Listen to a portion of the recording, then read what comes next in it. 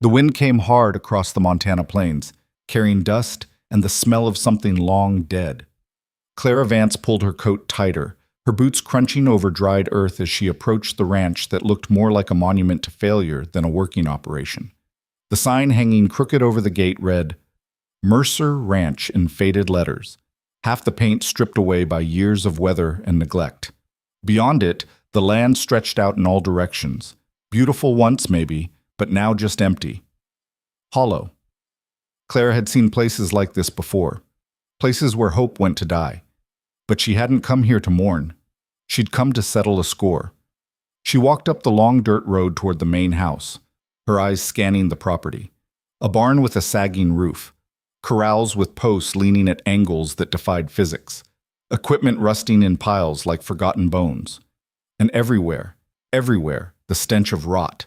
Not just wood and metal, but something deeper, something human. Grief. The kind that burrowed into a place and refused to leave. Clara stopped at the porch steps, her hand resting on the rail. The wood groaned under her touch, threatening to splinter. She looked up at the house. 2 stories, wraparound porch, windows dark and lifeless, and felt a pang of something she didn't want to name. Pity, maybe. Or recognition. She knocked. No answer. She knocked again, harder this time. Still nothing. Clara exhaled, her breath misting in the cold air, and tried the door. It wasn't locked. She pushed it open and stepped inside. The interior was worse than the exterior.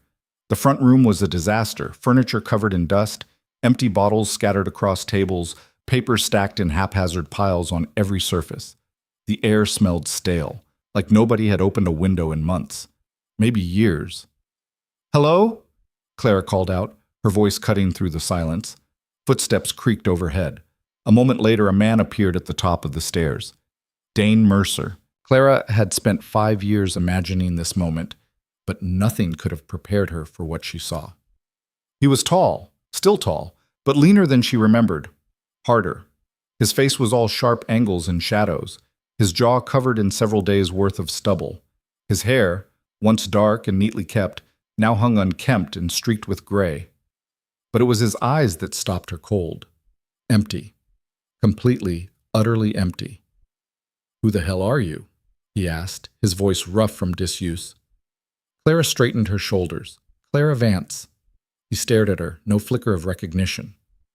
"We met 5 years ago," she continued, forcing her voice to stay steady. "Outside Billings. You pulled me out of a bad situation, saved my life." Dane's expression didn't change. "Don't remember." The words hit harder than she expected, but Clara didn't flinch. "I'm not surprised. You didn't stick around long enough for introductions." He descended the stairs slowly, each step deliberate, his hand trailing along the banister. When he reached the bottom, he stopped a few feet away, looking her over with the cold appraisal of a man who'd learned not to trust anything. "If you're here looking for money," he said flatly, "you're wasting your time. I don't have any." "I'm not here for money." "Then what?" Clara met his gaze head on. "I'm here to cook you a meal." For the first time, something flickered across Dane's face. Confusion, maybe. Or disbelief. "A meal," he repeated slowly, like the words didn't make sense. "1 meal," Clara clarified. "That's all I owe you." Dane stared at her for a long moment, then let out a short, humorless laugh. "Lady, I don't know what kind of game you're playing, but it's not a game." "Then you're crazy." "Maybe," Clara admitted, "but I came a long way to do this, and I'm not leaving until it's done." Dane's jaw tightened. He looked like he wanted to throw her out, but something held him back. Curiosity, maybe. Or just exhaustion. "Fine," he said finally. "Cook your meal, then get the hell off my property." Clara nodded. "Where's the kitchen?" Dane gestured toward the back of the house without a word, then turned and walked away, disappearing down a hallway. Clara stood alone in the entryway, listening to the creak of floorboards overhead, the groan of wind against the walls. She took a breath, squared her shoulders, and headed toward the kitchen. The kitchen was a war zone. Dirty dishes piled in the sink, pots crusted with food left to harden, counters covered in grime. The stove looked like it hadn't been properly cleaned in months, and the icebox, when Clara finally pried it open, contained nothing but a half-empty jar of pickles and something that might have once been cheese. She stood in the middle of the room, hands on her hips, and surveyed the damage. Jesus, she muttered. This wasn't just neglect. This was surrender. Clara rolled up her sleeves and got to work. She started with the dishes, scrubbing each one until her hands ached and the water ran clear. Then she moved to the counters, the stove, the floors, cleaning every surface until the kitchen began to resemble something functional. By the time she finished, the sun had started its descent toward the horizon, casting long shadows across the floor. Clara wiped her hands on a rag and stepped outside. The yard was quiet, but not empty. A few men lingered near the barn, their movements slow and purposeless. Ranch hands, she guessed, or what was left of them. She walked toward the barn, her boots kicking up small clouds of dust. The men noticed her immediately. 3 of them, all weather-beaten and worn, standing around like they had nothing better to do, which, judging by the state of the ranch, they probably didn't. "Afternoon?" Clara said, stopping a few feet away. The oldest of the 3, a man with graying hair and a face like old leather, gave her a long look. "You lost, ma'am?" "Not lost, just looking for supplies." "Supplies?" The man's eyebrows rose. "For what?" "Cooking." The 3 men exchanged glances. "Cooking," the older man repeated like it was a foreign concept. "Here?" Clara nodded. "Is there a storehouse, somewhere food's kept?" One of the younger men, a wiry kid with sun-bleached hair, spoke up. "Ain't much left. Boss stopped ordering supplies months ago." "Months?" Clara frowned. "What have you been eating?" The kid shrugged. "Whatever we can scrape together. Beans, mostly. Sometimes hardtack if we're lucky." Clara's frown deepened. "Show me the storehouse." The kid led her to a small shed near the barn. Inside, the shelves were nearly bare. A few sacks of beans, some flour, a tin of lard, and not much else. Clara ran her fingers over the meager supplies, her mind already working through possibilities. "This it?" she asked. "That's it," the kid confirmed. Clara nodded slowly. "All right, what about livestock? Chickens? Anything?" The older man who'd followed them over spoke up. "Got a few chickens left. Most died off last winter. Got some cattle out on the range, but the boss don't like us touching them unless he says. And vegetables? A garden?" The man snorted. "Garden died 2 years ago. Nobody's had the time or will to bring it back." Clara looked at the storehouse again, then back at the men. "What are your names?" "I'm Cole," the older man said. "This here's Jimmy." He gestured to the wiry kid. "And that's Hank." He nodded toward the 3rd man, a broad-shouldered guy who hadn't said a word. "Clara Vance," she introduced herself. "I'm going to need your help." Cole crossed his arms.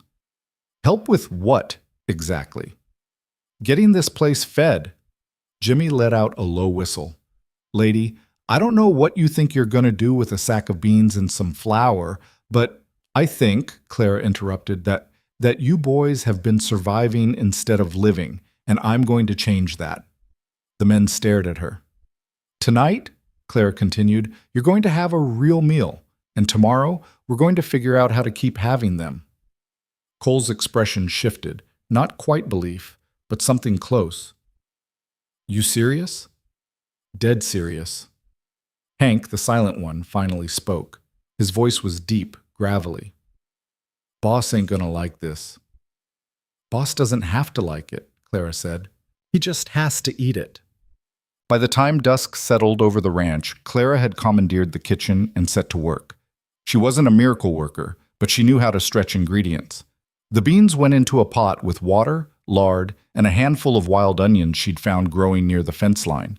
The flour became biscuits, simple but filling. She coaxed 2 eggs out of the surviving chickens and scrambled them with a bit of bacon fat she'd discovered buried in the back of the storehouse. It wasn't fancy, but it was food, real food. The smell drew the men in like moths to a flame. Cole was the first to appear, followed by Jimmy and Hank. They stood in the doorway, staring at the table Clara had set with mismatched plates and utensils she'd scrubbed clean. "Sit," Clara ordered. They sat. She ladled beans onto their plates, added biscuits still warm from the oven, and spooned scrambled eggs on top. The men didn't move, just stared at the food like they weren't sure it was real. "Well?" Clara prompted. Eat. Jimmy picked up his fork hesitantly, took a bite, and his eyes widened. Holy hell! Cole and Hank followed suit, and for a few moments the only sound in the kitchen was the scrape of forks against plates. Clara leaned against the counter, arms crossed, watching them devour the meal. A small, satisfied smile tugged at the corner of her mouth. This is... Jimmy trailed off, shaking his head. Ma'am, I ain't had food like this in years. It's just beans and biscuits, Clara said. Yeah, but it tastes like care, Cole said quietly. The words hung in the air. Before Clara could respond, the back door opened and Dane stepped inside. He stopped when he saw the scene, his men seated around the table, plates full, the kitchen filled with warmth and the smell of home-cooked food. His expression didn't change, but something shifted in his eyes. What's this? He asked. Dinner, Clara said simply. Dane's gaze moved from the men to Clara, then back again. I didn't ask for this. I know. Then why? Because I owed you, Clara interrupted. And because they're starving. Dane's jaw tightened. For a moment, Clara thought he might kick her out anyway, but then Cole spoke up. Boss, the older man said, his voice careful, you should sit, eat. Dane looked at him, then at the empty chair at the head of the table. Slowly, reluctantly, he pulled it out and sat down.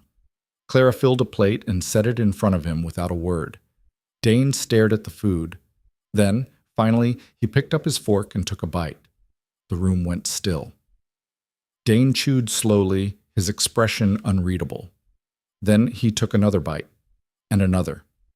Clara watched him, her heart pounding harder than it should have. When Dane finally looked up, his eyes met hers. Where'd you learn to cook like this? He asked, his voice rough. My mother, Clara said. Before she died. Dane nodded slowly, then returned to his meal, and for the first time in what felt like forever, the Mercer Ranch kitchen was filled with something other than silence. It was filled with life. After dinner, the men lingered, talking quietly among themselves. Clara cleaned up, scrubbing plates and wiping down counters while they shared stories. Small things, mundane things, but spoken with a lightness that hadn't been there before. Dane stayed seated at the table, watching. When the men finally filed out, thanking Clara with awkward nods and mumbled gratitude, she found herself alone with him again. You don't have to stay, Dane said, breaking the silence. Clara turned to face him.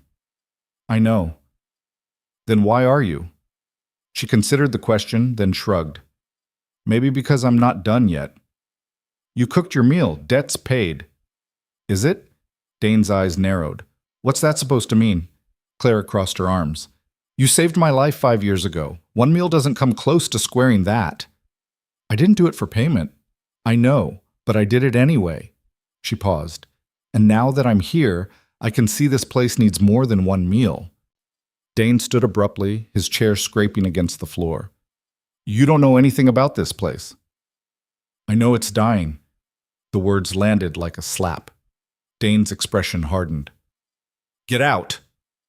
No. His hands clenched into fists.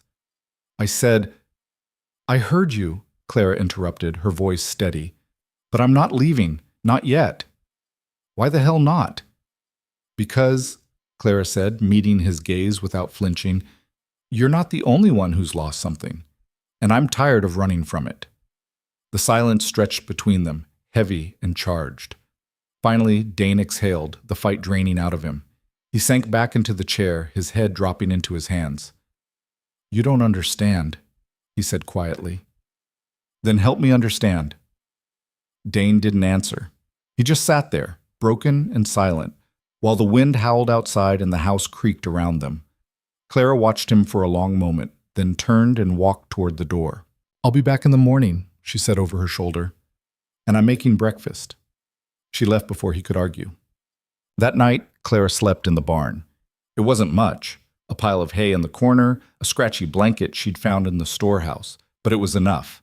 She lay awake for hours staring at the ceiling, listening to the sounds of the ranch settling around her.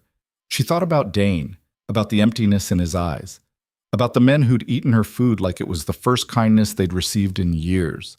She thought about her own past, the things she'd run from, the debts she'd never been able to repay. And she thought about the choice she'd made to come here. It had seemed simple at first. Cook a meal, settle the score, move on. But nothing about this place was simple. And something told her that leaving wasn't going to be an option. Not anymore. Clara woke before dawn, her body stiff from the cold and the hard ground. She stood, stretched, and made her way back to the house. The kitchen was empty, the remnants of last night's meal still on the counter. Clara relit the stove and got to work. She used the last of the eggs, fried up some bacon she'd found in the storehouse, and made more biscuits. By the time the sun crept over the horizon, the smell of breakfast filled the house. One by one, the men appeared. Cole first, followed by Jimmy and Hank. They sat without a word, plates in front of them, waiting. Dane came last. He stood in the doorway, watching Clara move around the kitchen with the ease of someone who belonged there. "You're still here," he said. "I am." "Thought you'd be gone by now." Clara set a plate in front of him. "Thought wrong." Dane sat, his movements slow, deliberate. He picked up his fork, hesitated, then began to eat. The men followed suit, and once again, the kitchen filled with the quiet hum of shared meals and unspoken gratitude. When breakfast ended, Clara turned to Cole. "I need to see the books." Cole blinked. "The books?" "Financial records, ledgers, whatever you've got." Cole glanced at Dane, who said nothing. "They're in the office," Cole said finally. "But they ain't pretty." "I don't need pretty," Clara said. "I need honest." The office was a disaster. Papers everywhere, receipts mixed with bills, mixed with contracts, all of it buried under layers of dust and neglect. Clara sat down at the desk and started sorting. It took hours. By the time she finished, the picture was clear, and it was worse than she'd thought. The ranch was drowning in debt. Unpaid loans, overdue taxes, bills stacking up faster than revenue could cover them. And the income? Barely a trickle. Cattle sales had dropped off. Equipment repairs had drained what little cash reserves remained. Clara sat back, staring at the numbers. This wasn't just a struggling ranch. This was a death sentence. She found Dane in the barn, working on a broken fence post with the kind of slow, methodical movements that suggested he didn't really care if it got fixed or not. "We need to talk," Clara said. Dane didn't look up. "About what?" "About the fact that you're 3 months away from losing everything." That got his attention. He straightened, wiping his hands on his jeans. "You went through the books." "I did." "And?" "And you're broke. Worse than broke. You're buried." Dane's expression didn't change. "Tell me something I don't know." "Then why aren't you doing anything about it?" Clara demanded. "What's there to do?" "Fight." Dane let out a bitter laugh. "Fight with what? I've got no money, no credit, and no hope. This place is done." "Not yet it isn't." "You don't know what you're talking about." "Maybe not," Clara admitted. "But I know what giving up looks like. And I'm looking at it right now." Dane's jaw clenched. "You've been here 2 days. Don't pretend you understand." "I understand that you've got men depending on you," Clara interrupted. "I understand that this land is worth saving, and I understand that you're letting it all die because you're too scared to try." The words hit like a punch. Dane took a step toward her, his eyes blazing. "You don't know a damn thing about me." "Then tell me," Clara shot back. "Tell me why you're letting this place rot. Tell me why you've given up." For a moment, she thought he might actually answer, but then the fight drained out of him, and he turned away. "Just leave," he said quietly. "You've done enough." Clara stood there, watching his back, her hands clenched into fists. Then she made a decision. "No," she said. Dane turned, surprise flickering across his face. "I'm not leaving," Clara continued. "Not until I've done what I came here to do." "You cooked your meal?" "One meal isn't enough," Clara interrupted. "This place needs more than that. And whether you like it or not, I'm staying." Dane stared at her, disbelief and anger warring in his expression. "You can't just—" "I can," Clara said firmly. "And I am." She turned and walked away before he could argue, her heart pounding, her resolve hardening with every step. She didn't know if she could save this ranch, but she sure as hell was going to try. Over the next week, Clara threw herself into the work. She took inventory of everything: supplies, equipment, livestock.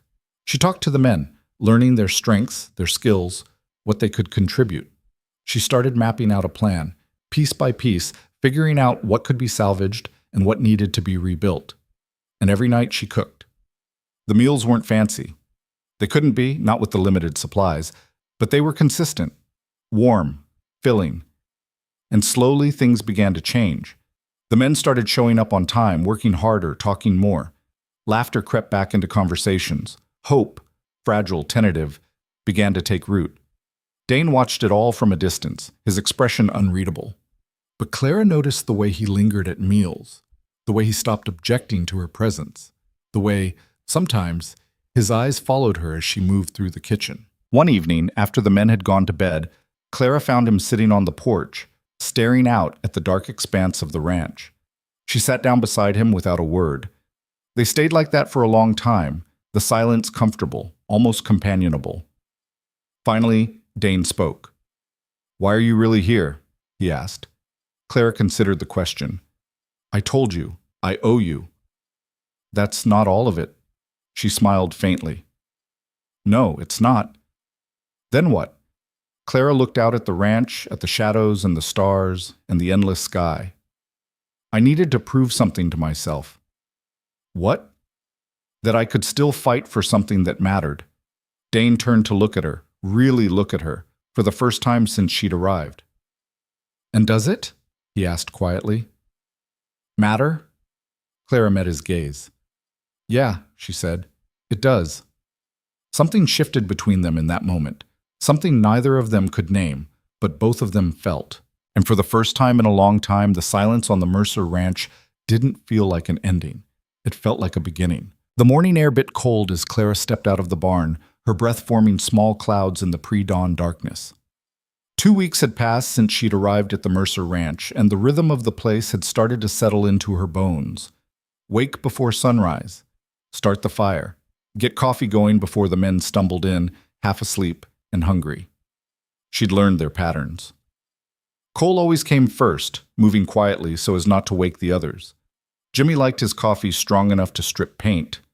Hank never said much before his second cup. And Dane appeared last, always looking like he hadn't slept, always keeping his distance even as he sat at the same table. Clara poured water into the kettle and set it on the stove, then started pulling out what supplies they had left. The storehouse was getting dangerously low. Another week, maybe 2, and they'd be down to nothing but air and wishful thinking. She'd been stretching meals as far as they'd go, but there was only so much magic she could work with dried beans and stale flour. The kitchen door creaked open and Cole walked in, his weathered face creasing into something almost like a smile when he saw her. "Morning," he said, his voice gravelly from sleep. "Morning. Coffee's almost ready." Cole settled into his usual chair, watching her move around the kitchen with the practiced ease of someone who'd made this space her own. "You're up earlier than usual." "Couldn't sleep," Claire admitted, measuring out the last of the coffee grounds. "Been thinking about supplies." Cole's expression darkened. "We're low. We're past low. We're running on fumes." "Boss knows. He just don't want to talk about it." Clara set the coffee pot on the stove with more force than necessary. "Well, he's going to have to. We can't keep feeding 6 people on nothing." 5, Cole corrected quietly. Clara turned to look at him. "What?" "We're 5 now. Tommy left last night." The words hit like a cold wind. "Left? Why didn't anyone tell me?" Cole shrugged, but his eyes were tired. "Because it don't matter. Men have been leaving for months. Tommy's just the latest. Said he couldn't take it anymore. Working for a ranch that can't pay, eating meals that barely fill the belly, watching everything fall apart." Clara gripped the edge of the counter. "How many have left?" "Since you got here, just Tommy. Before that?" Cole let out a long breath. "We used to have 12 hands. Now we got 4. 4, Clara repeated, the number sinking in like a stone. "Me, Jimmy, Hank, and a kid named Marcus who's out on the range checking fences. Won't be back for another few days." Cole stood, pouring himself coffee from the pot that wasn't quite ready yet. "This place is bleeding out, Clara, and I don't know how much longer the rest of us can hold on." Before Clara could respond, Jimmy burst through the door, his face flushed and his breathing hard. "Cole, we got a problem." Cole set down his cup. What kind of problem? South fence is down, looks like it's been down for a while. Cattle got out, maybe a dozen head, could be more. Tracks leading toward the ridge, Cole swore under his breath. How bad's the fence? Bad. Whole section collapsed. Gonna need serious work to fix it. Where's the boss? Still in the house, I think. Cole looked at Clara, then back at Jimmy. Get Hank. Tell him to saddle up. We need to round up those cattle before they scatter too far. Jimmy nodded and disappeared back outside. Clara crossed her arms. What can I do? Cole grabbed his hat from the peg by the door. Keep breakfast warm. This might take a while. He paused at the threshold. And when the boss comes down, tell him we need to talk. About everything. Then he was gone, leaving Clara alone in the kitchen with the smell of coffee and the weight of a ranch falling apart around her. She stood there for a moment, staring at the empty doorway, then turned back to the stove. The water was boiling. She poured it over the coffee grounds, watching them swirl and settle, dark and bitter. Just like everything else in this place. Dane appeared 20 minutes later, looking like he'd slept in his clothes, probably because he had. His hair stuck up at odd angles, his eyes were bloodshot, and he moved with the slow deliberation of a man carrying too much weight. Coffee ready? He asked, his voice rough. Clara poured him a cup and set it on the table.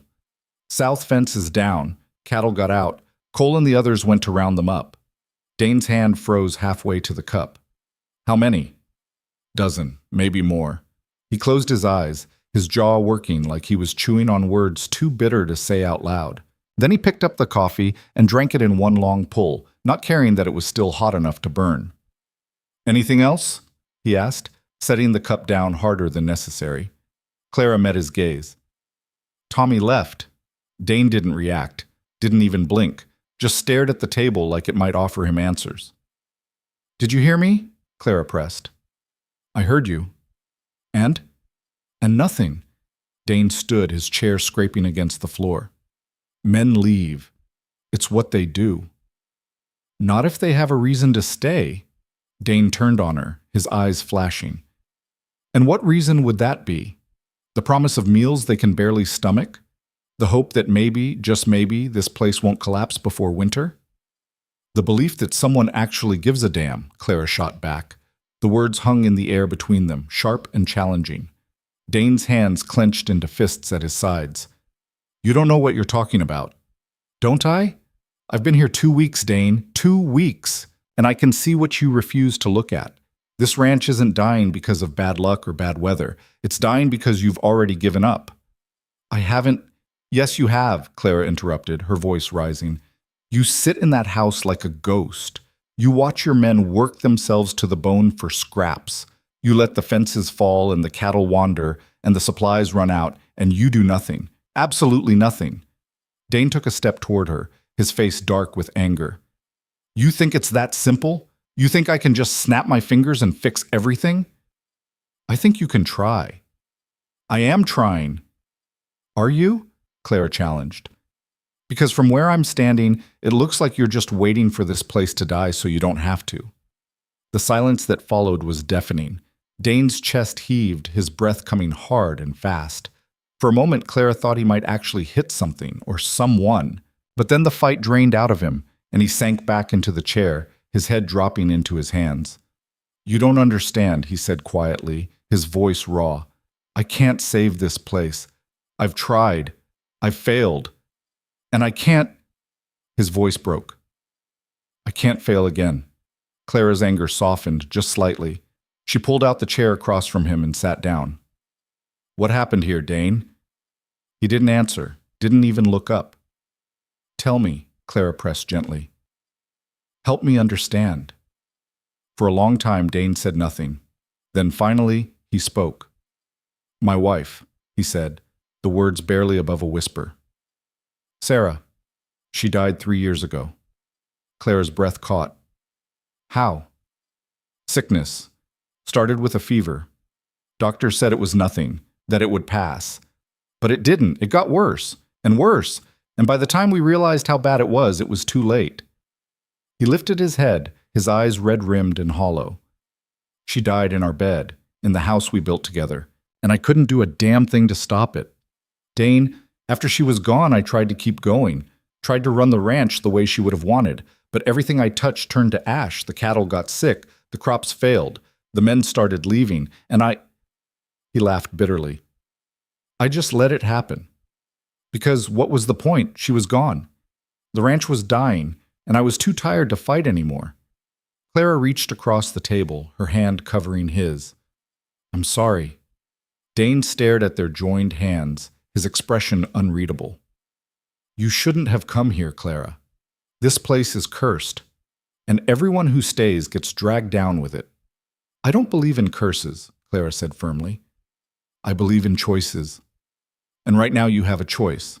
You can keep letting this place fall apart, or you can fight for it. I don't have the strength. Then lean on someone who does. Dane looked up at her, something flickering in his eyes.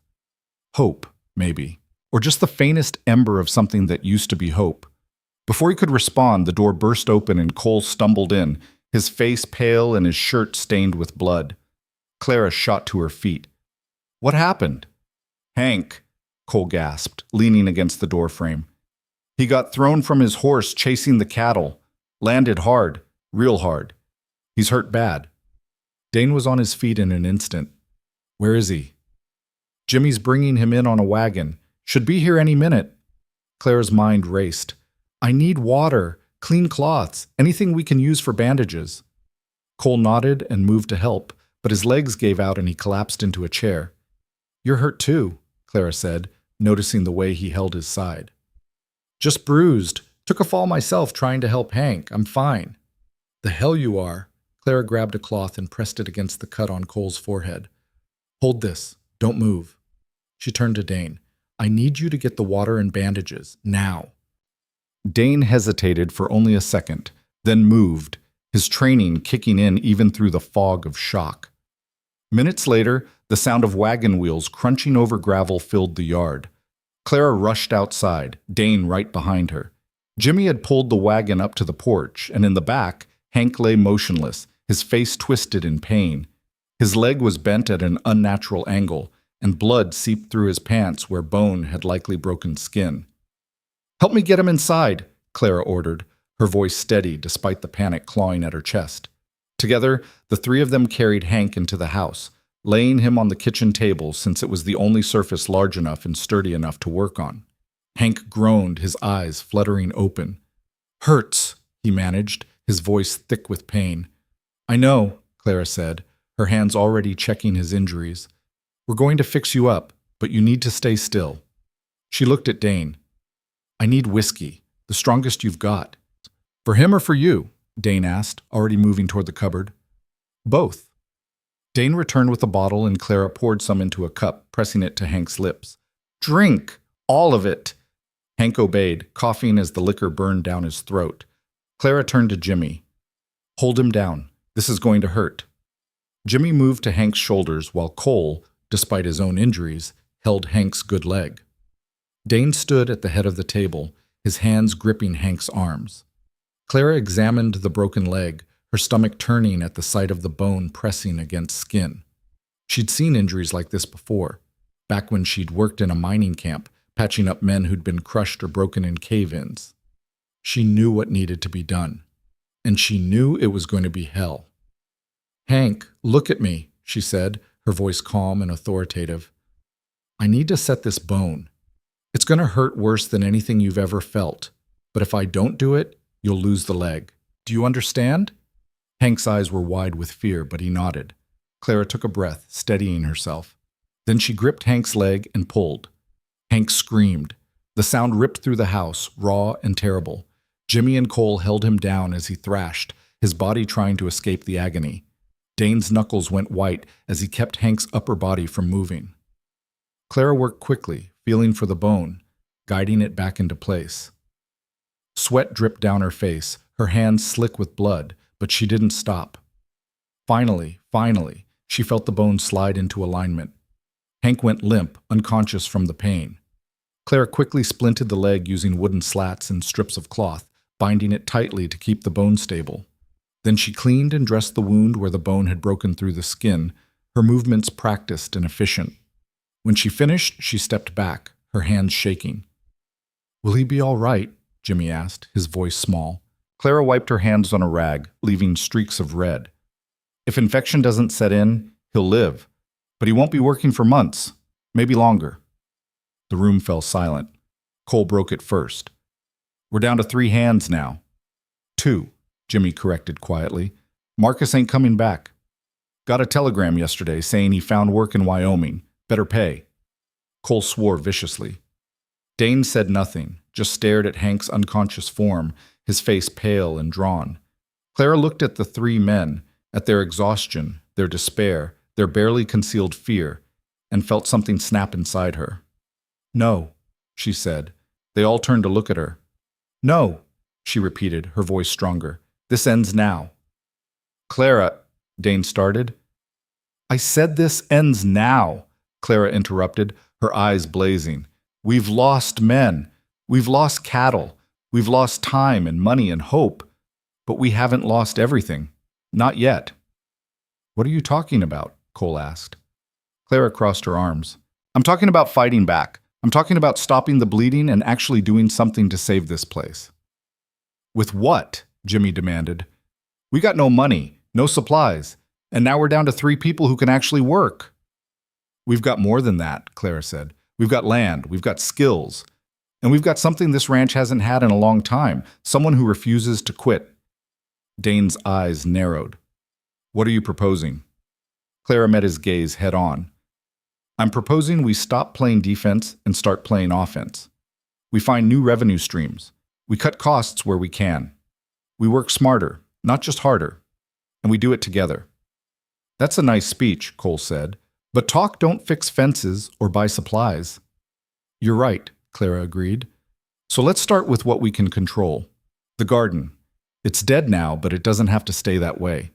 We plant vegetables, herbs, anything that'll grow. That cuts our food costs and gives us something to sell or trade. Takes time to grow a garden, Jimmy pointed out. Then we start now, and while we wait for it to grow, we look at other options. The chickens. We've got a few left. We focus on breeding them, building up the flock. Fresh eggs we can sell in town. Town's 2 days' ride, Dane said. Then we find closer buyers. Other ranches, trading posts, wherever there's a market. Clara turned to Cole. You said there's cattle on the range. How many exactly? Maybe 40 head, could be more scattered out there. Then we round them up, all of them, and we sell what we can spare. That gives us cash to fix the fences, buy supplies, and pay what we owe. Selling cattle now means less breeding stock for next year, Dane argued. There won't be a next year if we don't survive this one, Clara shot back. Sometimes you have to sacrifice the future to save the present. Dane's jaw tightened, but he didn't argue. Clara pressed on. We also need to look at what's broken and what can be fixed. The equipment, the buildings, the fences. We prioritize repairs based on what'll give us the most return. And we do the work ourselves. No more hiring outside help we can't afford. You're talking about a complete overhaul, Cole said slowly.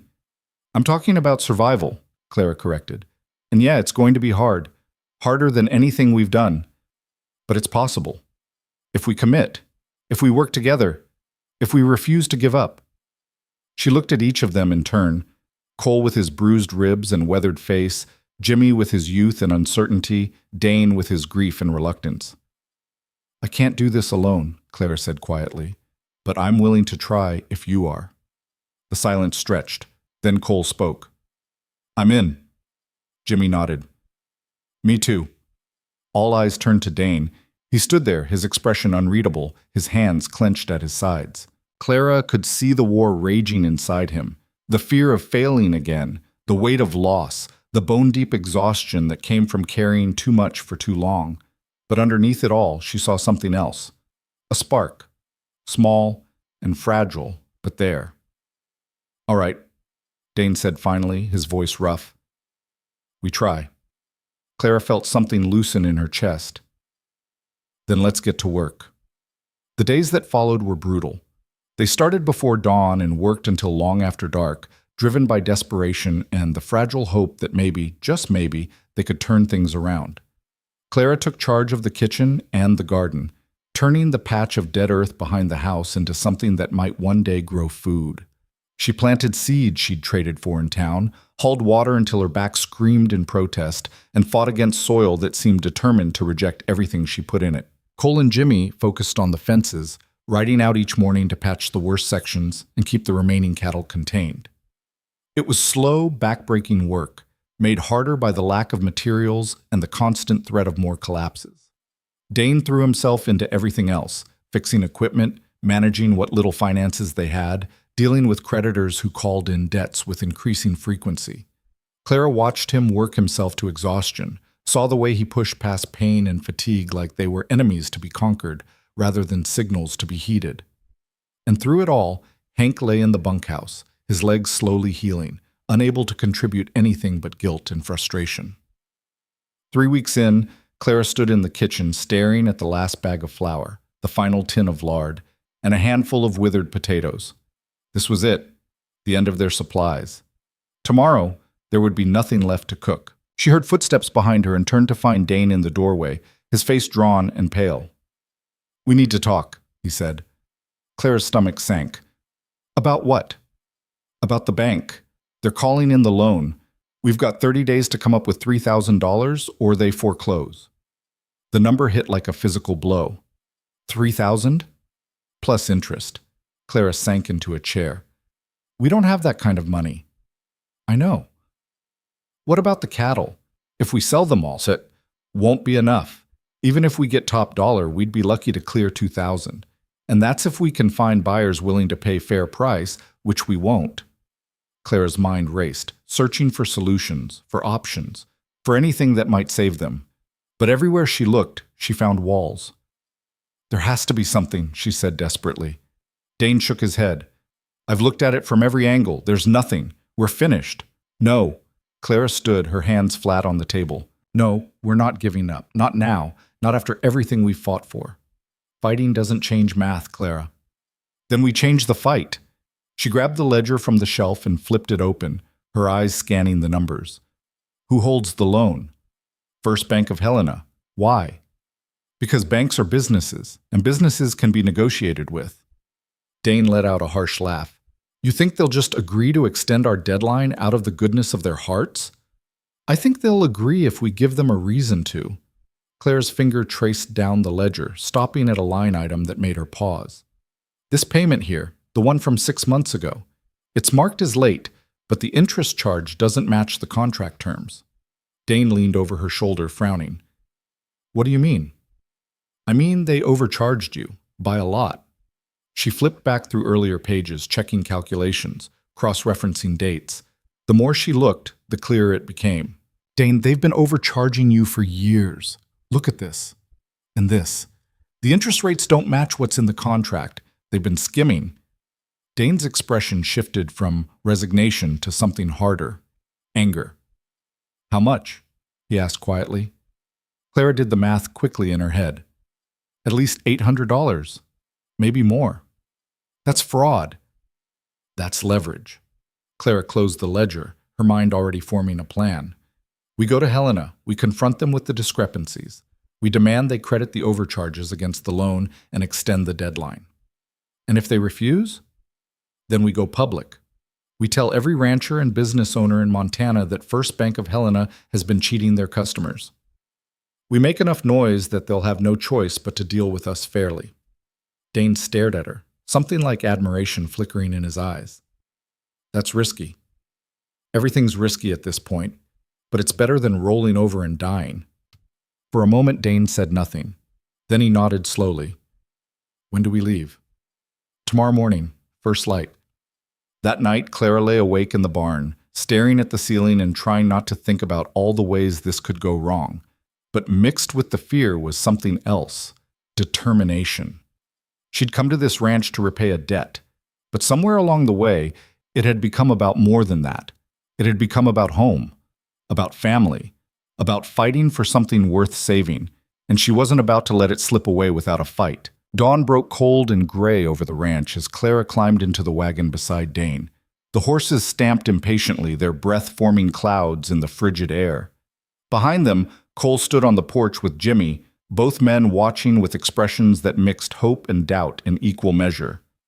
3 days there, Maybe 4 back, depending on weather, Cole said, handing up a canvas sack. Put together what supplies I could. Ain't much. It'll do, Dane said, taking the sack and tucking it under the seat.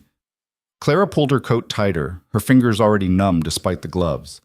She looked back at the ranch house, at the barn where Hank lay healing, at the garden she'd only just started to coax back to life. Everything she'd fought for over the past month sat vulnerable and exposed, and she was about to ride away from it. "You'll keep things running?" she asked Cole. "Best we can.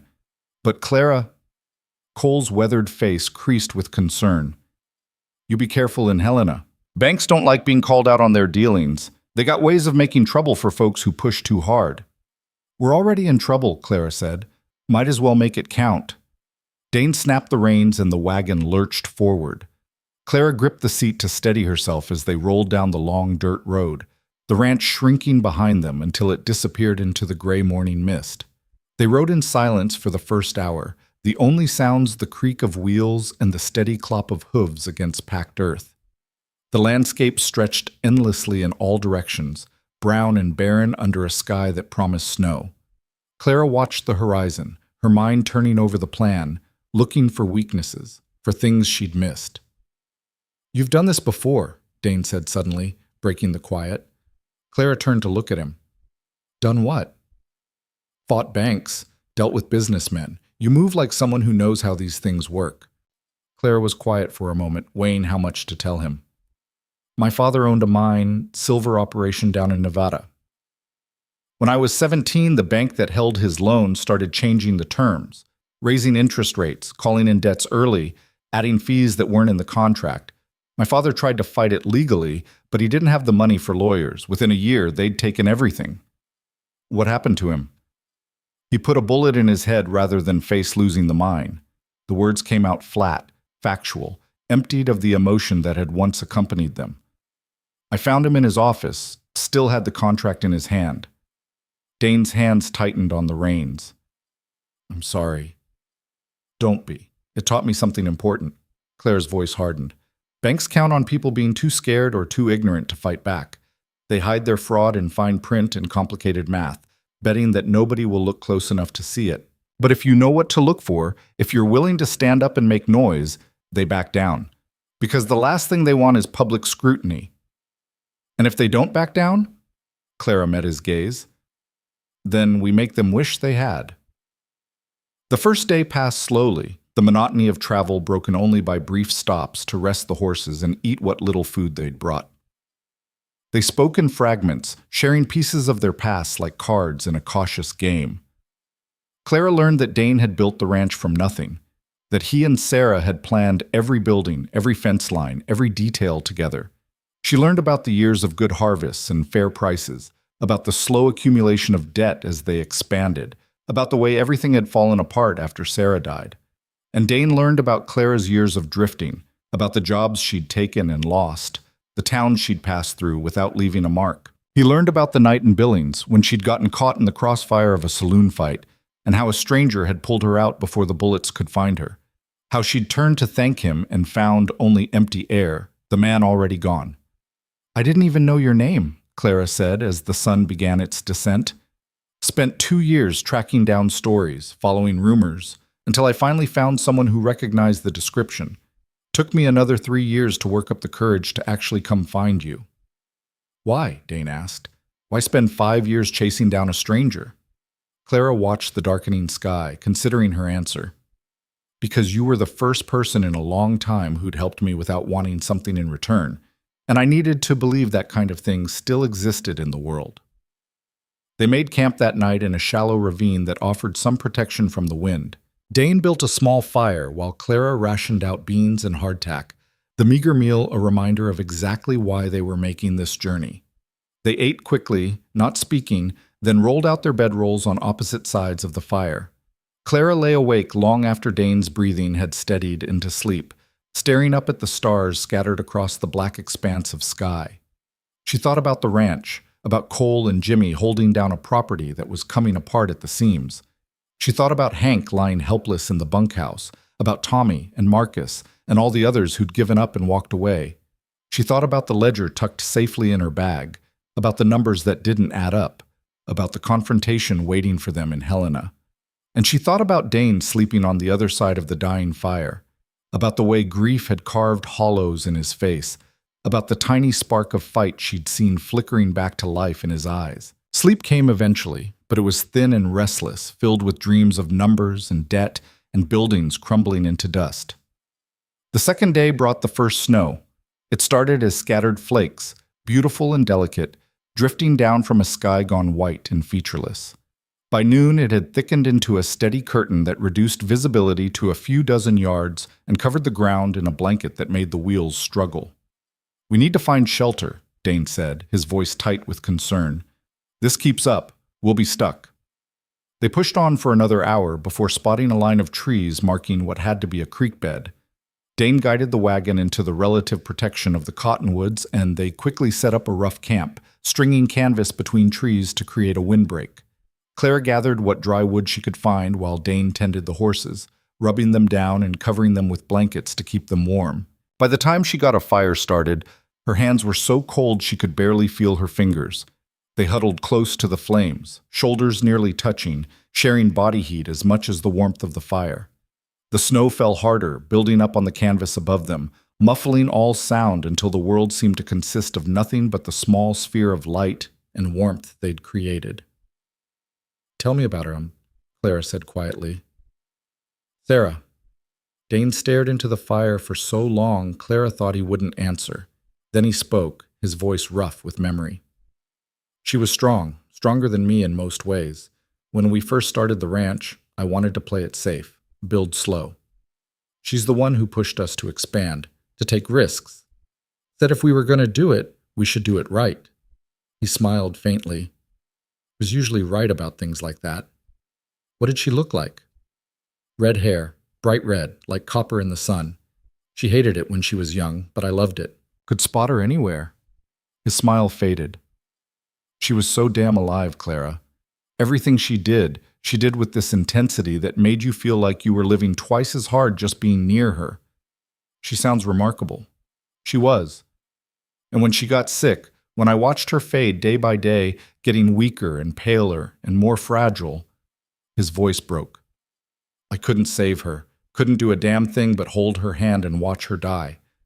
Clara reached out and took his hand, lacing her fingers through his. "You were there, that's something. It wasn't enough. It never is. But it's what we have." Clara squeezed his hand. "My mother died slowly too, cancer. Took 3 years. And every day I thought I should be doing more. Should be finding some miracle cure, some way to fix her. But all I could do was sit with her, make her comfortable, tell her she wasn't alone. Did it help? I don't know, but I'm glad I did it anyway." They sat in silence, hands clasped, watching the snow fall and the fire burn. Somewhere in the distance a wolf howled, the sound lonely and wild. Dane's thumb moved in small circles against Clara's palm, an unconscious gesture that sent warmth spreading through her chest. "I'm scared," he admitted quietly, "of failing again, of letting everyone down, of proving that I'm exactly as worthless as I feel." "You're not worthless. You don't know that." "Yes, I do." Clara turned to face him. "Worthless men don't pull strangers out of danger. They don't build ranches from nothing. They don't inspire the kind of loyalty I see in Cole and Jimmy and even Hank. You're hurt, Dane. You're grieving. But you're not worthless." He looked at her then, really looked at her, and Clara saw something shift in his expression. The walls he'd built around himself, the armor he wore against feeling anything at all, cracked just slightly. "Why are you doing this?" he asked. "You could have left after that first meal, could have walked away a dozen times since, but you stayed. Why?" Clara didn't have an easy answer. The debt she'd claimed to owe felt like a thin excuse now, a justification for something deeper she couldn't quite name. So she told him the truth. "Because I stopped wanting to leave." The words hung between them, heavy with implication. Dane's eyes searched her face, looking for something, and Clara held his gaze without flinching. Then Dane leaned forward and kissed her. It was tentative at first, almost questioning, like he wasn't sure he had the right. But Clara kissed him back, her free hand coming up to cup his jaw, and felt him relax into it. The kiss deepened, became something more urgent, more necessary, like they were both trying to fill the hollow spaces inside themselves with this connection, this moment of warmth in the cold. When they finally pulled apart, both breathing hard, Dane rested his forehead against hers. "I don't know if I can do this," he whispered. "Do what?" "Feel something again. Want something again. It's been so long and I'm so damn tired and I don't—" "Then don't," Clara interrupted gently. "Don't think about tomorrow or next week or next year. Just be here, right now, with me." Dane's arms came around her, pulling her close, and Clara let herself sink into the embrace. They stayed like that for a long time, wrapped around each other, listening to the wind howl and the fire crackle and the snow fall soft and silent around their small shelter. Eventually, they lay down together, sharing blankets and body heat. Clara's back pressed against Dane's chest, his arm wrapped around her waist. She felt safe in a way she hadn't in years, anchored by his presence, his warmth, his steady breathing against her neck. "Clara," Dane murmured, already half asleep. "Yeah? Thank you for not giving up on me." Clara laced her fingers through his. "Thank you for being worth it." They slept tangled together while the storm raged outside, two broken people finding shelter in each other. Morning brought clear skies and a world transformed into white stillness. The snow had stopped sometime before dawn, leaving everything covered in a pristine blanket that sparkled in the early light. Clara woke to find Dane already up, coaxing the fire back to life and melting snow for coffee. They didn't talk about the night before, didn't analyze it or question it. They simply moved around each other with a new ease, a comfort that hadn't been there before. Small touches and glances replacing words. The wagon struggled through the snow-covered trail, but they made steady progress. By midday, the sun had come out in full force, turning the snow to slush and making the going easier. They passed other travelers, a freight wagon heading south, a family in a covered wagon bound for somewhere west, and each time Dane nodded in greeting but didn't stop. Helena appeared on the horizon late in the afternoon of the third day. It sprawled across a valley, buildings clustered tight and rising in tiers against the hillside, smoke from 100 chimneys smudging the sky. Clara had been to Helena once before, years ago, and remembered it as loud and rough, a city built on gold and silver and the men who'd die for both. They found a boarding house on the edge of town, cheap and clean enough. The landlady, a sharp-eyed woman named Mrs. Patterson, showed them to two small rooms on the second floor. "Supper's at 6, breakfast at 7, she said, looking them over with frank appraisal. "Payments up front, and no funny business under my roof." Clara handed over coins they couldn't really spare. "We'll be on our best behavior." Mrs. Patterson sniffed, clearly unconvinced, but took the money and left them alone. Clara's room was barely larger than a closet, with a narrow bed, a washstand, and a window that overlooked the muddy street. She set down her bag and pulled out the ledger, spreading it on the bed and reviewing her notes one more time. The numbers were solid, the evidence was clear, but knowing she was right and getting the bank to admit it were two very different things. A knock on the door interrupted her thoughts. She opened it to find Dane, cleaned up and looking more alert than he had in weeks. "Bank will be closed by now," he said, "but I thought we could scout it out. See what we're dealing with." They walked through Helena's streets as the sun began to set, painting the buildings in shades of orange and gold. The First Bank of Helena occupied a corner lot on Main Street, a 2-story brick building that projected solidity and permanence. Through the windows, Clara could see clerks moving about, closing out the day's business. "Big operation," Dane observed, his hands shoved deep in his coat pockets. "The bigger they are, the more they have to lose," Clara said. "Come on, let's get something to eat. We'll need our strength tomorrow." They found a restaurant that served passable stew and better whiskey. The place was crowded with miners and merchants, their voices loud and boisterous, filling the air with the sound of men spending money they'd probably regret spending come morning. Clara and Dane found a table in the back corner, away from the worst of the noise. "You nervous?" Dane asked, nursing his whiskey. "Terrified," Clara admitted, "but I won't let them see it." "What's the play? We walk in and accuse them of fraud?" "Not exactly." Clara leaned forward, keeping her voice low. "We ask to speak with whoever manages loans. We present our case calmly, professionally. We show them the discrepancies and ask for an explanation. Give them a chance to make it right quietly. And when they refuse, then we escalate. We demand to see the bank president. We make it clear that we have documentation and we're prepared to take it public. We make them understand that fixing this is cheaper than the alternative. Dane swirled the whiskey in his glass. You really think it'll work? I think we don't have any other choice. They finished their meal in contemplative silence, then walked back to the boarding house through streets that had come alive with evening activity. Saloons spilled light and music into the night. Women in bright dresses called out to passing men. Somewhere a fight broke out, voices raised in anger before being quickly silenced. At the boarding house, they paused at the top of the stairs between their rooms. Clara, Dane said, catching her hand, whatever happens tomorrow, we'll face it together, she said firmly. All of it. He pulled her close, kissing her with a desperation that spoke of fear and hope tangled together. Clara kissed him back just as fiercely, pouring everything she couldn't say into that connection. When they finally parted, both breathing hard, Dane rested his forehead against hers. I don't deserve you, he whispered.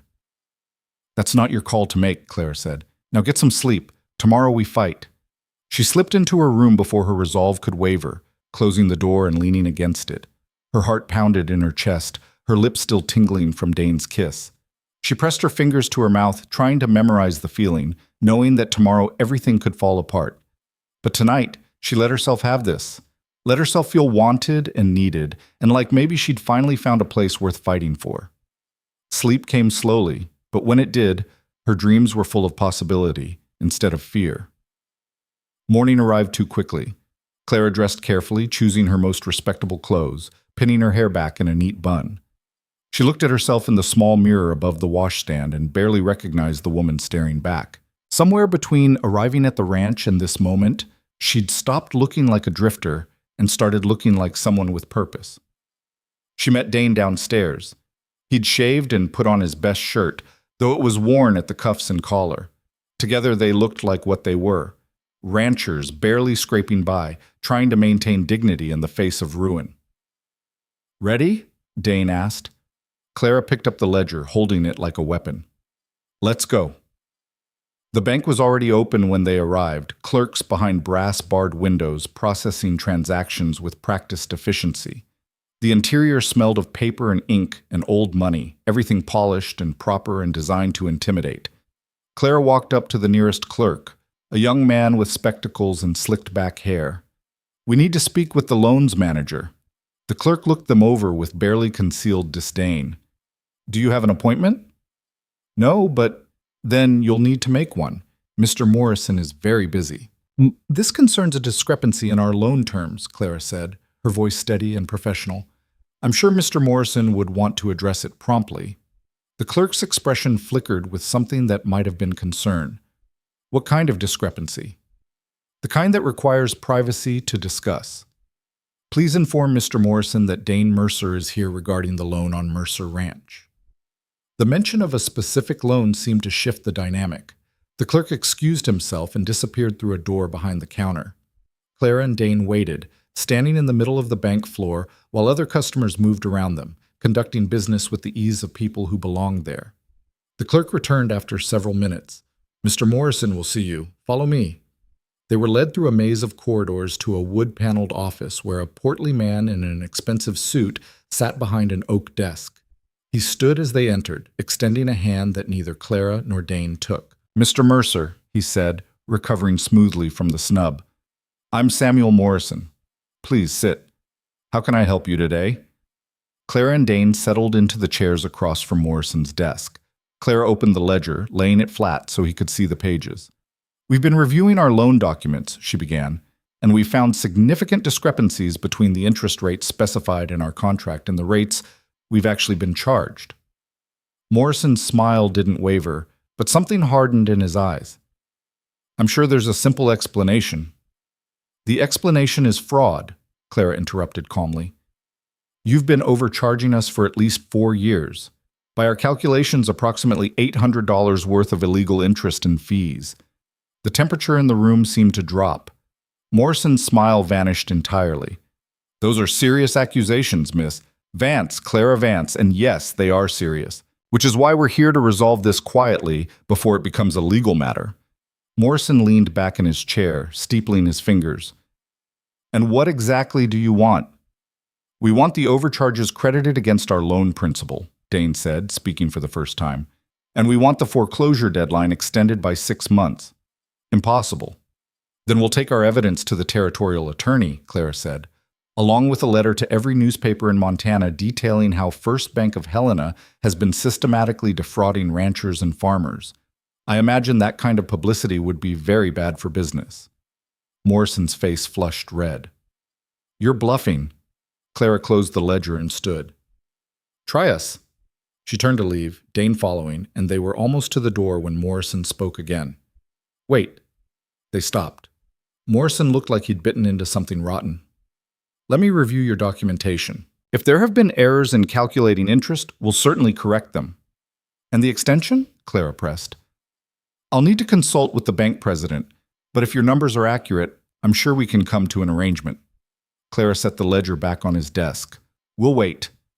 Morrison's jaw tightened, but he opened the ledger and began reviewing the pages, his finger tracing down columns of numbers. The silence stretched, broken only by the tick of the clock on the wall and Morrison's increasingly heavy breathing. Finally, he looked up. There do appear to be some discrepancies in the interest calculations. $800 worth, Clara said. I'll need to verify the exact amount. We already did. It's $812. Morrison's nostrils flared, but he didn't argue. Very well. I'll credit that amount against your loan principal and extend your deadline by 3 months. 6 months, Dane said firmly. Mr. Mercer, you're in no position to negotiate. Neither are you, Clara cut in. The moment we walk out of here without an agreement, we go straight to the newspapers. 6 months. That's our offer. Morrison stared at them, calculations running behind his eyes. Finally, he nodded curtly. 6 months. I'll have the documents drawn up by this afternoon. We'll wait, Clara repeated. They sat in Morrison's office for the next 3 hours while he arranged paperwork, consulted with the bank president, and generally did everything he could to make the process as unpleasant as possible. But by the time the sun began its descent toward the horizon, Clara and Dane walked out of First Bank of Helena with new loan documents that gave them until spring to save the ranch. They made it 2 blocks before the reality hit them. Dane stopped in the middle of the sidewalk, looking down at the papers in his hands like he couldn't quite believe they were real. We did it, he said, his voice barely audible. Clara felt something break loose in her chest, a flood of relief and triumph and exhaustion all mixed together. Yeah, we did. Dane turned to her, his eyes bright with something she hadn't seen there before. Joy. Pure, uncomplicated joy. He swept her up in his arms, spinning her around right there on Main Street while Clara laughed, clutching his shoulders for balance. When he set her down, he kissed her hard and deep, not caring who saw, not caring about anything except this moment, this victory, this impossible hope they'd fought for and won. When they finally broke apart, both grinning like fools, Clara saw people staring at them with expressions ranging from amusement to disapproval. She didn't care. For the first time since arriving at the ranch, she felt like they might actually have a chance. They spent that night in Helena celebrating with a bottle of whiskey they couldn't afford and didn't care about. In Clara's small room at the boarding house, they sat on the narrow bed, passing the bottle back and forth, their voices low and intimate as they talked about the future in a way neither had dared to before. 6 months, Dane said, taking a long pull from the bottle. That's not much time. It's enough, Clara insisted, the whiskey warming her from the inside. We sell half the cattle, use that money to buy supplies and fix the critical infrastructure. We get the garden producing, build up the chicken flock, maybe even look into other revenue streams. Like what? I don't know yet, but there's got to be something, some way to diversify beyond just cattle. Clara took the bottle from him, her fingers brushing his. We make it through spring, prove to the bank we're viable, and they'll have to extend the loan again. Dane's hand came up to cup her face, his thumb tracing her cheekbone. When did you start saying we? Clara's breath caught. She hadn't even noticed the shift, the way she'd stopped thinking of the ranch as Dane's problem and started thinking of it as theirs. I don't know, somewhere between the garden and the bank, I guess. Clara, I need you to understand something. Dane's voice was serious, his eyes searching hers. If you stay, if you keep fighting for this place, there's no guarantee it'll work. We could lose everything, the ranch, the money, all of it. I know. And you're willing to risk that? Clara set down the bottle and took both his hands in hers. Dane, I've spent 5 years drifting from place to place with nothing to lose because I had nothing worth keeping. For the first time in my life, I've found something worth fighting for. So yeah, I'm willing to risk it. He kissed her then, deep and desperate, and Clara felt something click into place inside her chest. This wasn't about debt anymore. Wasn't about obligation or gratitude or repaying old favors. This was about choosing a life, a place, a person, and fighting like hell to keep them. They made love that night with a tenderness that surprised them both, finding comfort and connection in each other's bodies, in the warmth of skin and the whisper of breath and the quiet promises neither of them spoke aloud but both understood. Afterwards, lying tangled together in sheets that smelled of lavender and hope, Clara traced patterns on Dane's chest and let herself imagine a future that didn't end in loss. "Tell me about the ranch when it was good," she said softly. Dane's arm tightened around her. "We used to have dances. Every harvest, Sarah would organize this big celebration. We'd clear out the barn, bring in musicians from town, invite everyone from miles around. The whole place would come alive with music and laughter, and people who actually wanted to be there."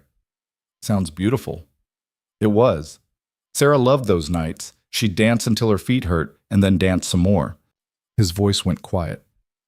"I haven't had music in that barn for 3 years. Clara pressed a kiss to his shoulder. "Maybe we bring it back.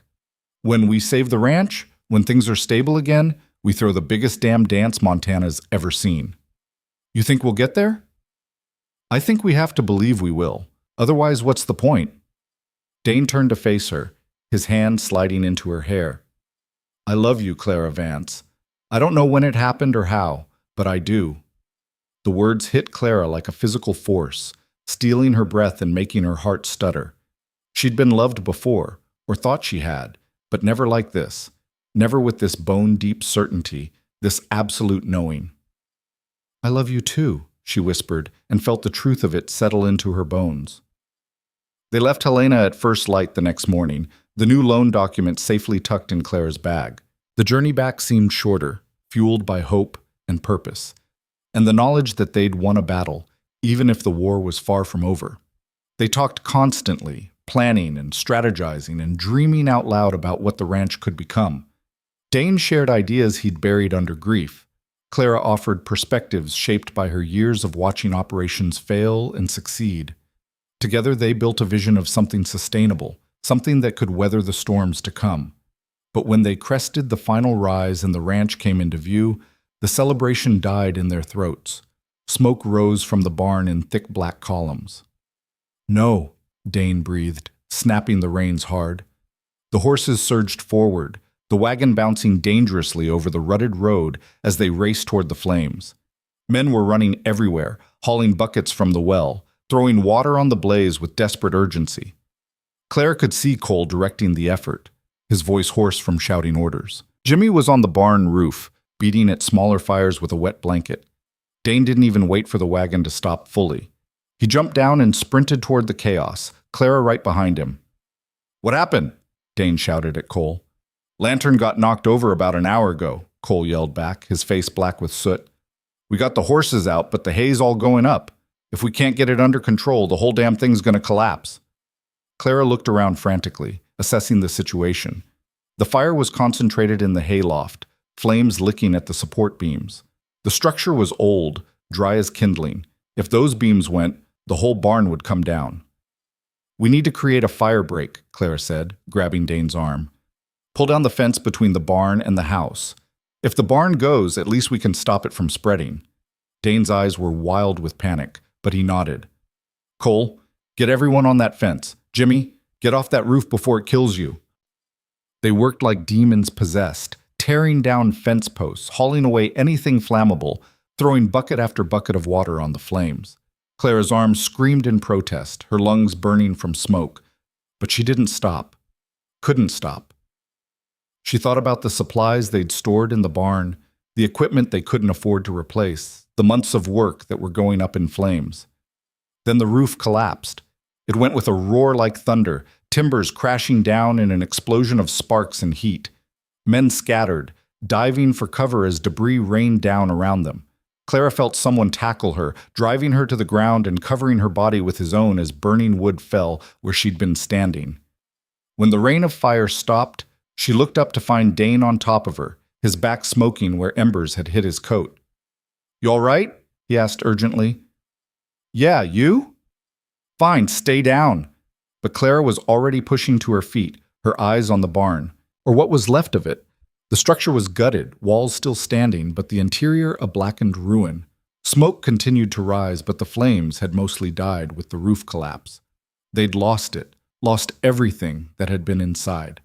Cole appeared beside them, his face a mask of soot and exhaustion. "Horses are safe. Got them into the far corral. But everything else—" He shook his head. "I'm sorry, boss. I'm so sorry." Dane stood frozen, staring at the wreckage of his barn, and Clara could see him shutting down, the light that had burned so bright in Helena dimming to nothing. "How many horses did we save?" she asked Cole, her voice steady even as her insides churned with despair. "All of them, 6 total." "Equipment?" "Whatever was outside. The stuff in the barn is gone. Harnesses, tools, winter feed for the cattle, all gone."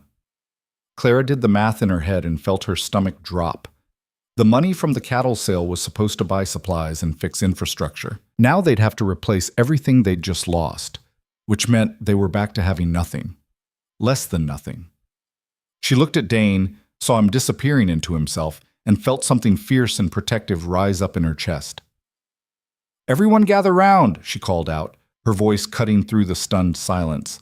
The men, Cole, Jimmy, Hank hobbling on his healing leg, formed a ragged circle around her. "Here's what we're going to do," Clara said, meeting each of their eyes in turn. "We're going to take inventory of what survived. We're going to salvage what we can from the barn, and then we're going to figure out how to move forward." "Clara," Dane started, his voice hollow. "No," she interrupted firmly. "We didn't fight the bank just to give up because of a fire. We're not done yet." "We don't have the resources to rebuild," Cole said quietly. "Winter's coming. Without that feed, without that equipment, then we get creative. We've been doing more with less since I got here. We just have to do it again." Clara turned to Jimmy. "How much hay did we lose?" "All of it. At least 2 months' worth." "Can we buy more?" Jimmy shook his head. "Not this late in the season. Everyone's holding on to their winter stores." "Then we graze the cattle harder. Rotate them to fresh pasture more frequently. Supplement with whatever we can find." Clara looked at Hank. "You're good with your hands. Can you repair harnesses?" "If I got leather and tools, yeah." "Then we buy leather scraps and you make what we need. It won't be pretty, but it'll work." She turned to Cole. "What about the structure itself? Can we salvage the walls?" Cole studied the barn critically. "Maybe. Depends how much damage the fire did to the foundation. But even if we can save the walls, we'd need timber for a new roof, nails, labor." "We'll worry about the roof in spring," Clara said. "For now, we just need the walls stable enough to provide some shelter. Can we do that?" Cole looked at her like she'd lost her mind, but slowly nodded. Yeah, we probably can." Clara turned to Dane, who'd been standing silent through the entire exchange. "What do you say, boss? We keep fighting?" Dane's eyes met hers, and she could see the war raging inside him. Every instinct he had was screaming at him to give up, to stop trying, to accept that he was cursed and everyone around him would pay for it. But then something shifted in his expression, something hard and determined and alive. "We keep fighting," he said, his voice rough but steady. The next weeks were a blur of exhausting, back-breaking work. They salvaged what they could from the barn, sorting through charred wood and twisted metal for anything usable. Clara oversaw the inventory while Dane and Cole worked on stabilizing the remaining walls, bracing them with whatever timber they could scavenge. Jimmy took on the job of herding the cattle to new pasture every few days, pushing himself and the horses to their limits to keep the animals fed. Hank, still recovering but determined to contribute, set up a workspace in the bunkhouse and started repairing old harnesses and making new ones from scraps of leather they bought in town. Clara threw herself into making the garden produce anything at all. The early vegetables were coming in now, meager but real: potatoes, carrots, some hardy greens. She harvested carefully, saving seeds for next year, using every scrap in meals that stretched their dwindling supplies. She also started baking bread to sell in town, rising before dawn to knead dough and tend the oven, then riding out twice a week to sell loaves to the general store and local families. The money was small, barely enough to cover the flour and yeast, but it was something. A trickle of income where before there'd been none. And slowly, painfully, they started to stabilize. The cattle were lean but alive. The chicken flock had grown to 12 birds, providing eggs they could eat or sell. The garden continued to produce, each harvest a small victory. The barn walls stood, weathered but solid, providing some protection from the wind even without a roof. It wasn't enough, not nearly enough to get them through winter, but it was progress. Clara was in the kitchen one evening, stirring a pot of vegetable soup, when Dane came in looking troubled. "We need to talk," he said. Clara's stomach clenched. Those words never preceded good news. "What's wrong?" "I got word from a cattle buyer down in Wyoming. Big operation looking to stock their range before winter. They're paying premium prices for healthy cattle." "That's good news, isn't it?" "It is, but there's a catch. I'd need to drive the herd down there myself. It's a 4-week journey, minimum. Maybe longer, depending on weather." Clara set down the spoon, turning to face him fully. 4 weeks. That'd put you getting back right before the first hard freeze. "I know, it's risky. But Clara, the money from this sale, it could save us. We could buy enough supplies to last through winter, maybe even start rebuilding properly. And if something goes wrong on the drive, if you hit bad weather or lose cattle or—" She couldn't finish the sentence, couldn't voice the fear that he might not come back at all. Dane crossed to her, taking her hands. "I'll come back. I promise you, I'll come back." "You can't promise that." "Yes, I can. Because I've finally got something worth coming back to." He pulled her close, pressing his forehead to hers. "I love you, Clara, and I will move heaven and earth to get back to you." Clara's throat tightened. "When would you leave?" 3 days. I need time to round up the cattle and prepare." 3 days. Not nearly enough time to say everything she needed to say to prepare for the reality of him being gone for a month. "I want to come with you," she said. "No." "Dane, no," he repeated firmly. "I need you here. The ranch needs you here. Cole and Jimmy and Hank, they'll work themselves to death if someone doesn't keep them in line. And if something happens, if the bank comes calling or supplies run out or anything goes wrong, you're the only one who can handle it." He was right. She knew he was right, but that didn't make it any easier. "I hate this," she whispered. "Me too. But it's what we have to do." Those 3 days passed in a frenzy of preparation. Dane worked with Cole and Jimmy to round up every head of cattle they could find, sorting out the healthiest for the drive. Clara packed supplies, food, medicine, spare clothes, everything Dane might need on a month-long journey through rough country. The night before he left, they lay together in Dane's bed, neither of them sleeping, just holding each other and trying to memorize the feeling. "Promise me something," Clara said into the darkness. "Anything. Promise me that if things go wrong, if the weather turns or the cattle scatter or anything happens, you'll turn back. Don't risk your life for this." Dane was quiet for a long moment. "I can't promise that." "Dane, because if I turn back, we lose everything. The ranch, our future, all of it. I can't let that happen. I won't." Clara felt tears burn her eyes. "I'd rather lose the ranch than lose you." "I know, but I need you to trust me. Trust that I know what I'm doing. Trust that I'll make it back to you." He turned to face her, his hand cupping her cheek. "Can you do that?" Clara wanted to say no, wanted to beg him to stay, to find some other way, to choose her over the ranch. But she understood what was really at stake. This wasn't just about money or land. This was about Dane proving to himself that he could succeed at something again, that he wasn't cursed, that he could protect what he loved instead of watching it die. So she nodded, even as tears slipped down her face. "I trust you." They made love with a desperation that bordered on violence, clinging to each other like they could somehow press their souls together and never be separated. And when dawn came, pale and cold, Clara held Dane one last time before letting him go. She stood on the porch with Cole, Jimmy, and Hank as Dane rode out, driving 30 head of cattle toward the south. He turned back once, raising his hand in farewell, and Clara raised hers in return. Then he disappeared over the ridge, and she was alone. The first week wasn't terrible. Clara threw herself into work, managing the ranch with a ruthless efficiency that kept everyone too busy to worry. She took over Dane's duties, checking the cattle that remained, overseeing repairs, managing the books. At night, she collapsed into bed exhausted, too tired to do anything but sleep. The second week was harder. News came from a neighboring ranch that early snows had hit the mountains. Travel through the passes would be treacherous.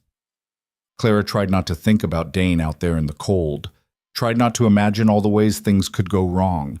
She kept the men working, kept the ranch running, kept moving forward, because stopping meant thinking and thinking meant drowning in fear.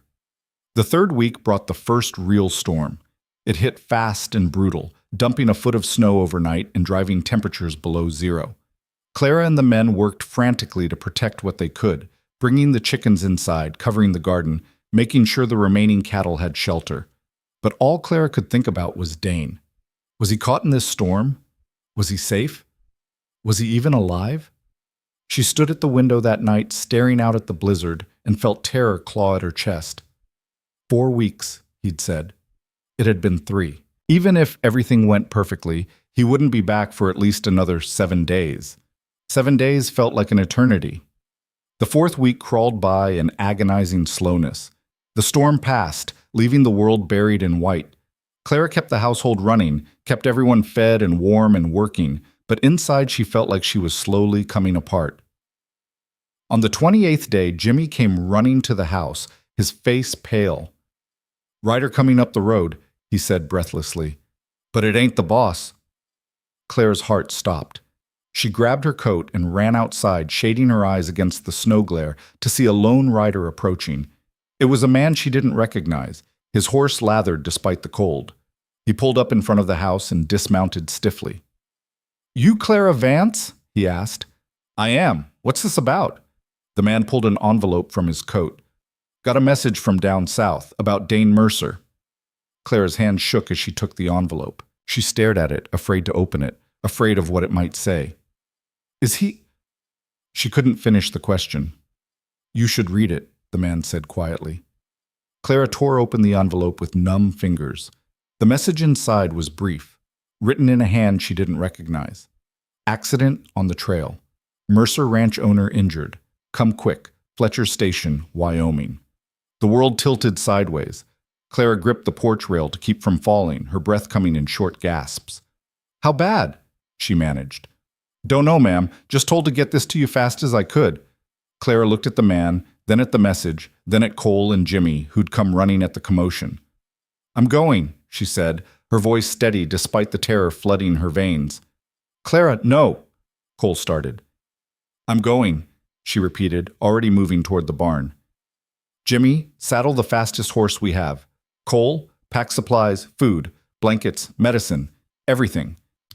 "That's a week's ride in good weather," Cole protested. "With this snow, it could take twice that. You could get lost, freeze to death. I don't care." Clara turned to face him, her eyes blazing. "He went out there to save this ranch, to save all of us. And I'll be damned if I let him die alone in some frontier outpost." Something in her expression must have convinced them. Within an hour, Clara was mounted and ready, saddlebags packed with everything she might need. "You bring him home," Hank said from the bunkhouse door, his voice rough with emotion. Clara nodded once, then turned her horse south and rode. The journey was hell. The cold bit through every layer of clothing. The snow made the trail treacherous, forcing her to go slow when every instinct screamed to run. She stopped only when absolutely necessary, catching a few hours of sleep in her bedroll before pushing on. She passed other travelers who warned her about the weather, about bandits, about a dozen other dangers. She ignored them all. All that mattered was getting to Dane. On the 6th day, half frozen and running on fumes, she rode into Fletcher's station. It was barely a town. just a collection of rough buildings clustered around a trading post. She went straight to the largest building, a combination saloon and boarding house, and burst through the doors. "Where's Dane Mercer?" she demanded. A woman behind the bar jerked her thumb toward the stairs. "Room 3. Doc's with him now." Clara took the stairs 2 at a time, her heart pounding. She found room 3 and shoved the door open without knocking. A gray-haired man looked up from where he knelt beside a bed. In the bed, covered in bandages and barely conscious, lay Dane. "You family?" the doctor asked. "Close enough." "How bad is he?" "Couple broken ribs, gash on his head, possible internal bleeding. He got trampled in a stampede 3 days ago. Lucky to be alive, honestly."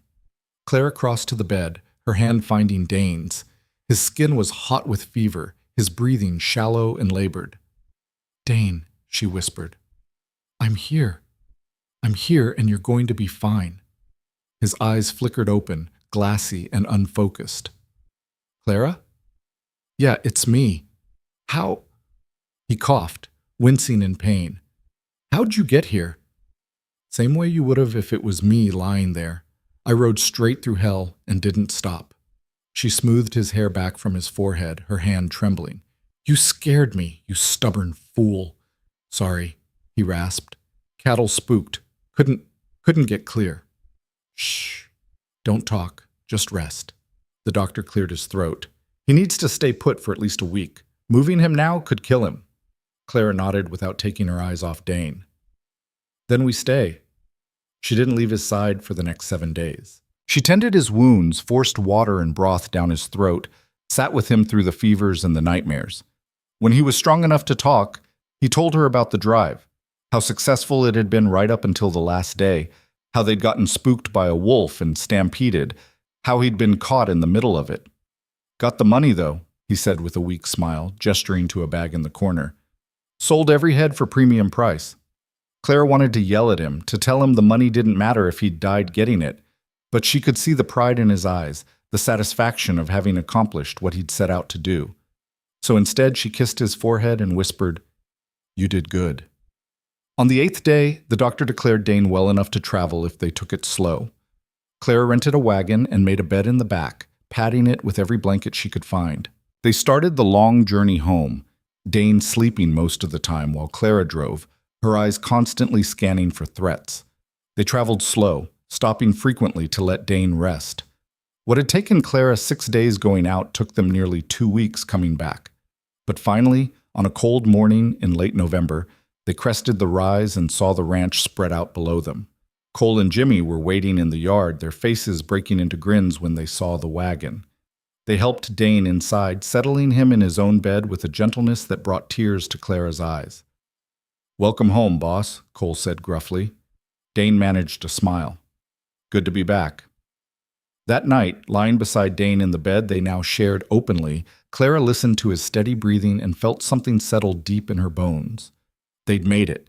Against impossible odds, through fire and fear and distance, they'd made it. And as she drifted off to sleep, her hand clasped in Dane's, Clara knew with absolute certainty that she was exactly where she was meant to be. Home. Winter arrived in earnest the day after they returned, bringing with it snow that fell thick and heavy, blanketing the ranch in white silence. Clara watched from the kitchen window as the world disappeared under the storm, and felt a strange sense of peace settle over her. They were home. They were together. And for the first time in months, they had the resources to survive what was coming. The money from the cattle sale sat in a lockbox under Dane's bed. More cash than the ranch had seen in years. Enough to buy supplies, pay down debt, and maybe, just maybe, give them breathing room to build something sustainable. But first, Dane had to heal. Clara enforced his bed rest with an iron will that surprised everyone, especially Dane himself. When he tried to get up to check on the ranch, she pushed him back down. When he argued that he was fine, she pointed to the dark bruises still covering his ribs and the way he winced with every breath. "You're not fine," she said firmly. "And you're not going anywhere until the doctor says otherwise.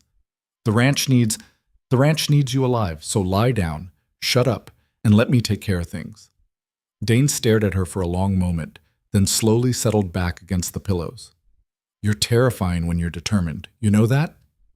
"Good. Maybe you'll actually listen to me." She left him there and went to find Cole, who was in the barn assessing what repairs they could tackle before the snow got too deep. "How's he doing?" Cole asked without looking up from the broken stall door he was examining.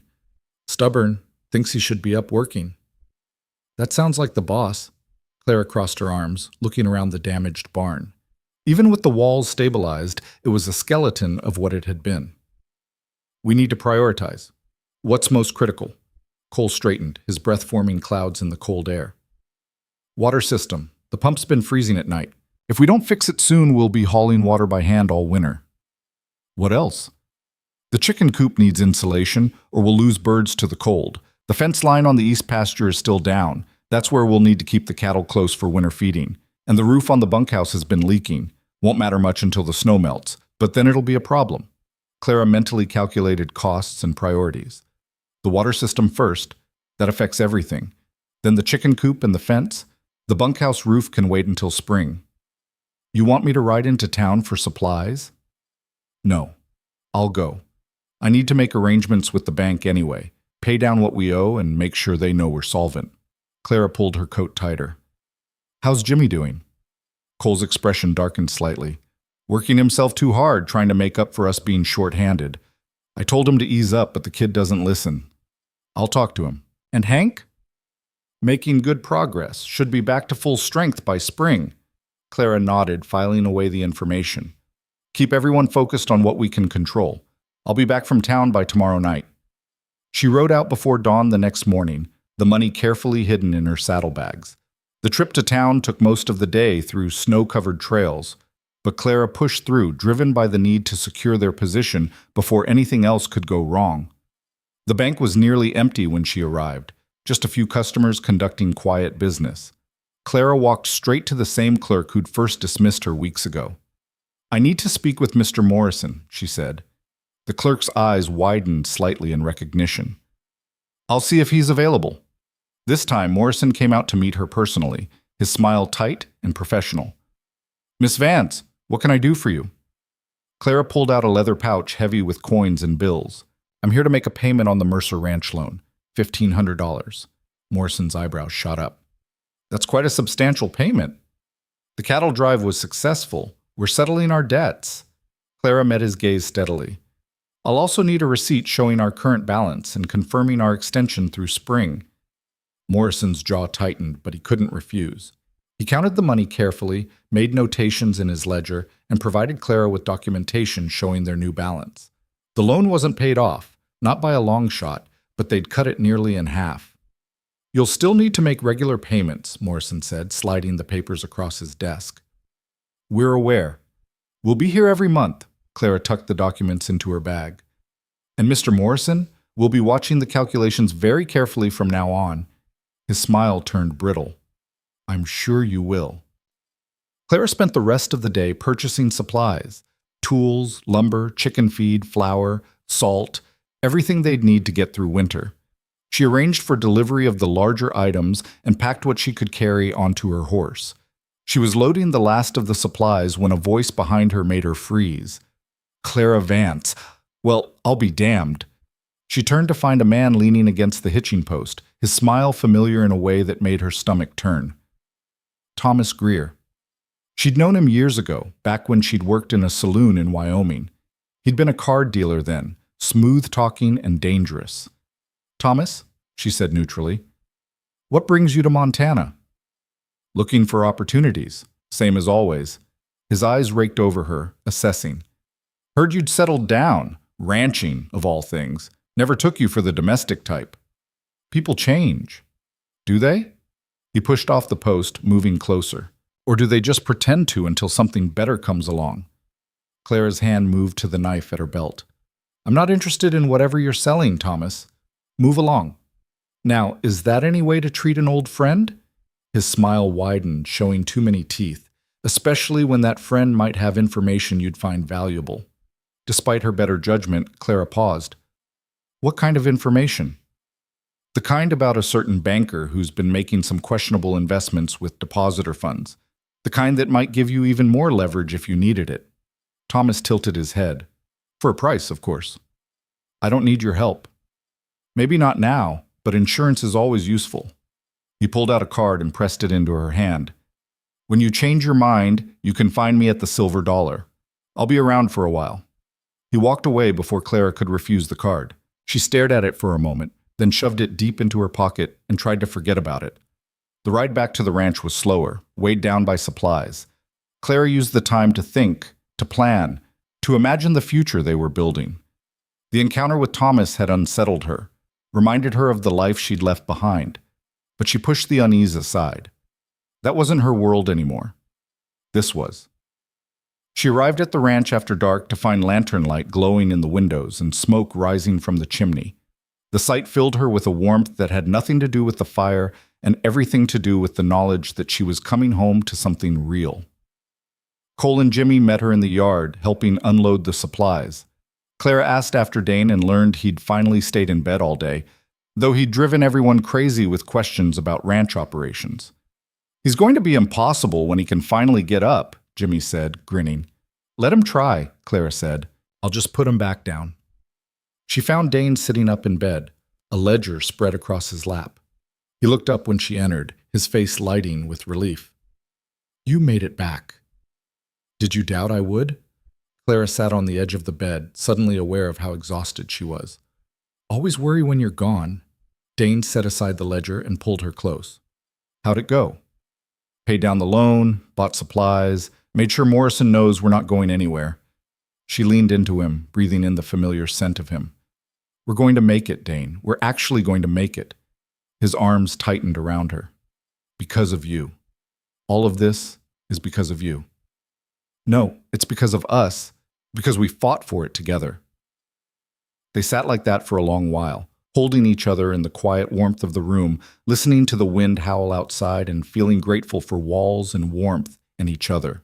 The next morning, Clara woke to find Dane already up and dressed, moving gingerly but determinedly. "What do you think you're doing?" she demanded. "It's been 2 weeks. I can't just lie in bed forever." "The doctor said 3 weeks minimum. The doctor isn't here, and I'm going stir-crazy." Dane pulled on his boots with visible effort. "I'm not doing anything strenuous, just walking around, checking on things. You can supervise if it makes you feel better." Clara wanted to argue, but she could see the determination in his eyes. And truthfully, she understood. She'd feel the same way. "Fine, but the second you look tired, you're coming back to bed." "Yes, ma'am."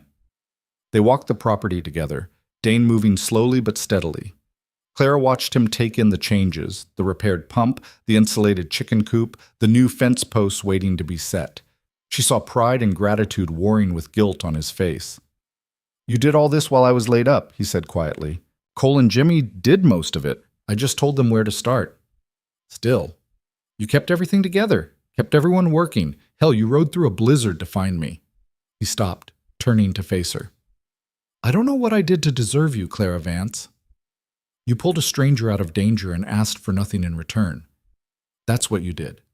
Clara took his hands. "And then you gave me a place to belong when I didn't think I'd ever find one again." Dane cupped her face, his thumb tracing her cheekbone. "Marry me." Clara's breath caught. "What?" "Marry me. Make this official. Make this ranch ours, not just mine. Make everything we're building something we own together." His eyes were intense, almost desperate. "I know it's fast. I know we've only known each other a few months. But Clara, I've never been more certain of anything in my life." Clara felt tears prick her eyes. "You're sure? Because once we do this, I'm not going anywhere. You'll be stuck with me. That's all I want, to be stuck with you for the rest of my life." "Then yes," Clara whispered. "Yes, I'll marry you." Dane kissed her there in the middle of the snow-covered ranch, and Clara felt something click into place so perfectly it was like finding a puzzle piece she hadn't known was missing. They were married 3 weeks later in a simple ceremony at the ranch. Cole stood up as Dane's witness, and they borrowed the wife of a neighboring rancher to stand up for Clara. The justice of the peace came out from town, performing the ceremony in the rebuilt kitchen while Jimmy and Hank looked on. Clara wore a simple dress she'd bought in town, nothing fancy, but Dane looked at her like she was wearing the finest silk. And when he slipped a plain gold band on her finger, a ring that had been his grandmother's, Clara felt richer than she'd ever been. That night, lying tangled together in their bed as husband and wife, They talked about the future in concrete terms for the first time. We diversify, Clara said, her head resting on Dane's chest. Cattle will always be the primary income, but we can't rely on them alone. The chickens are doing well. We should expand that operation, maybe even look into selling eggs and meat in bulk to restaurants in Helena. The garden too, Dane added. Come spring, we double its size. Sell vegetables at market, maybe even preserve and can some for winter sales. And we need to think about hiring more help. We can't keep running on 4 people. 5 once Hank's fully recovered. Dane was quiet for a moment. That costs money.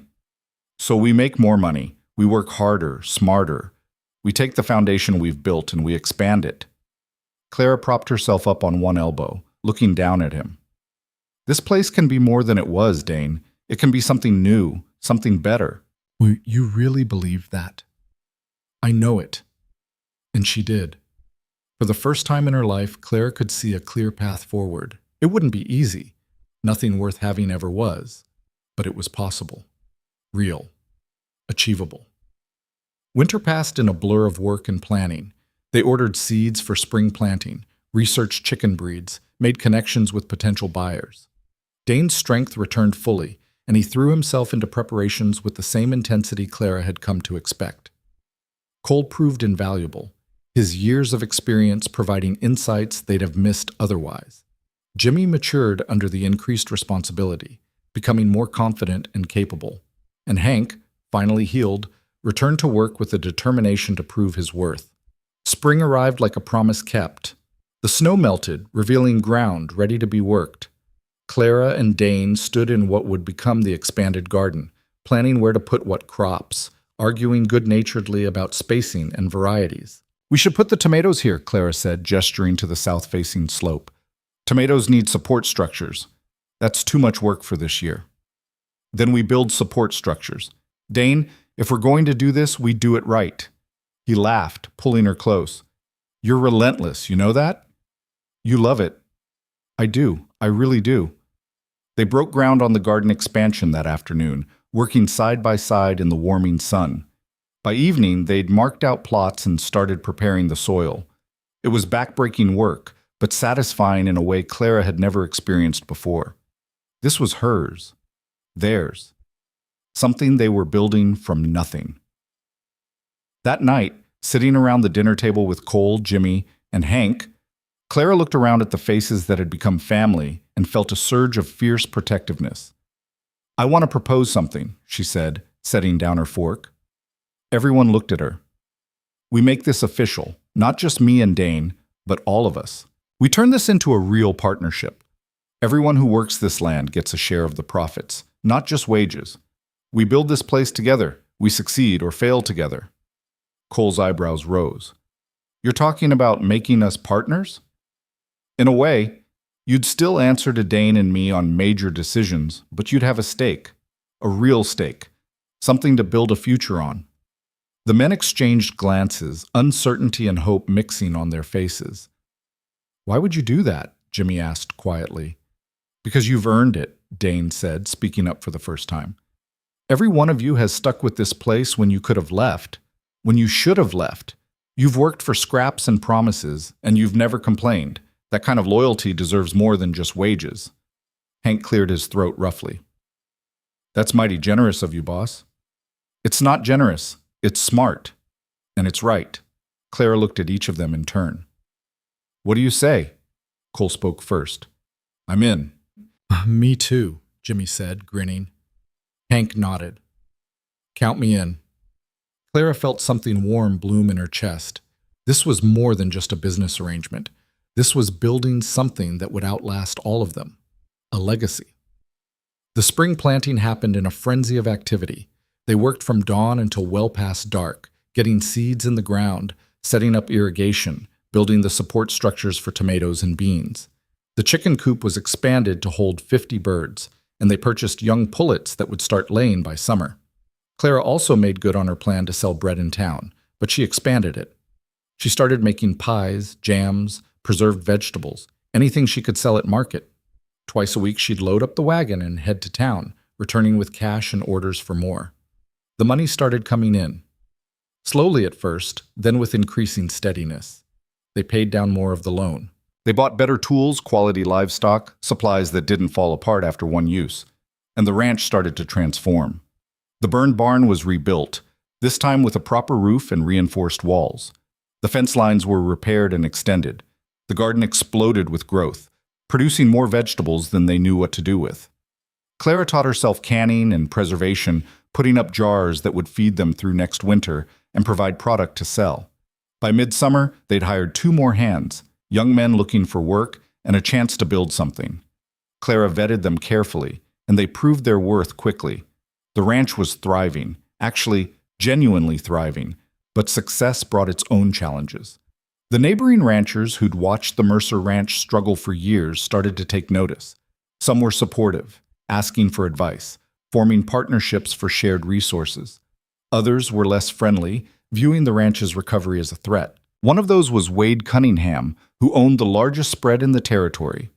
He showed up one afternoon in late July, riding in with 3 of his men like he owned the place. Clara was in the garden when they arrived, her hands dirty and her back aching from hours of work. She straightened when she saw them, wiping her hands on her apron. "Can I help you, gentlemen?" she called out. Cunningham dismounted, his eyes sweeping over the ranch with undisguised assessment. He was a big man, thick through the chest and shoulders, with a face that looked like it had been carved from granite.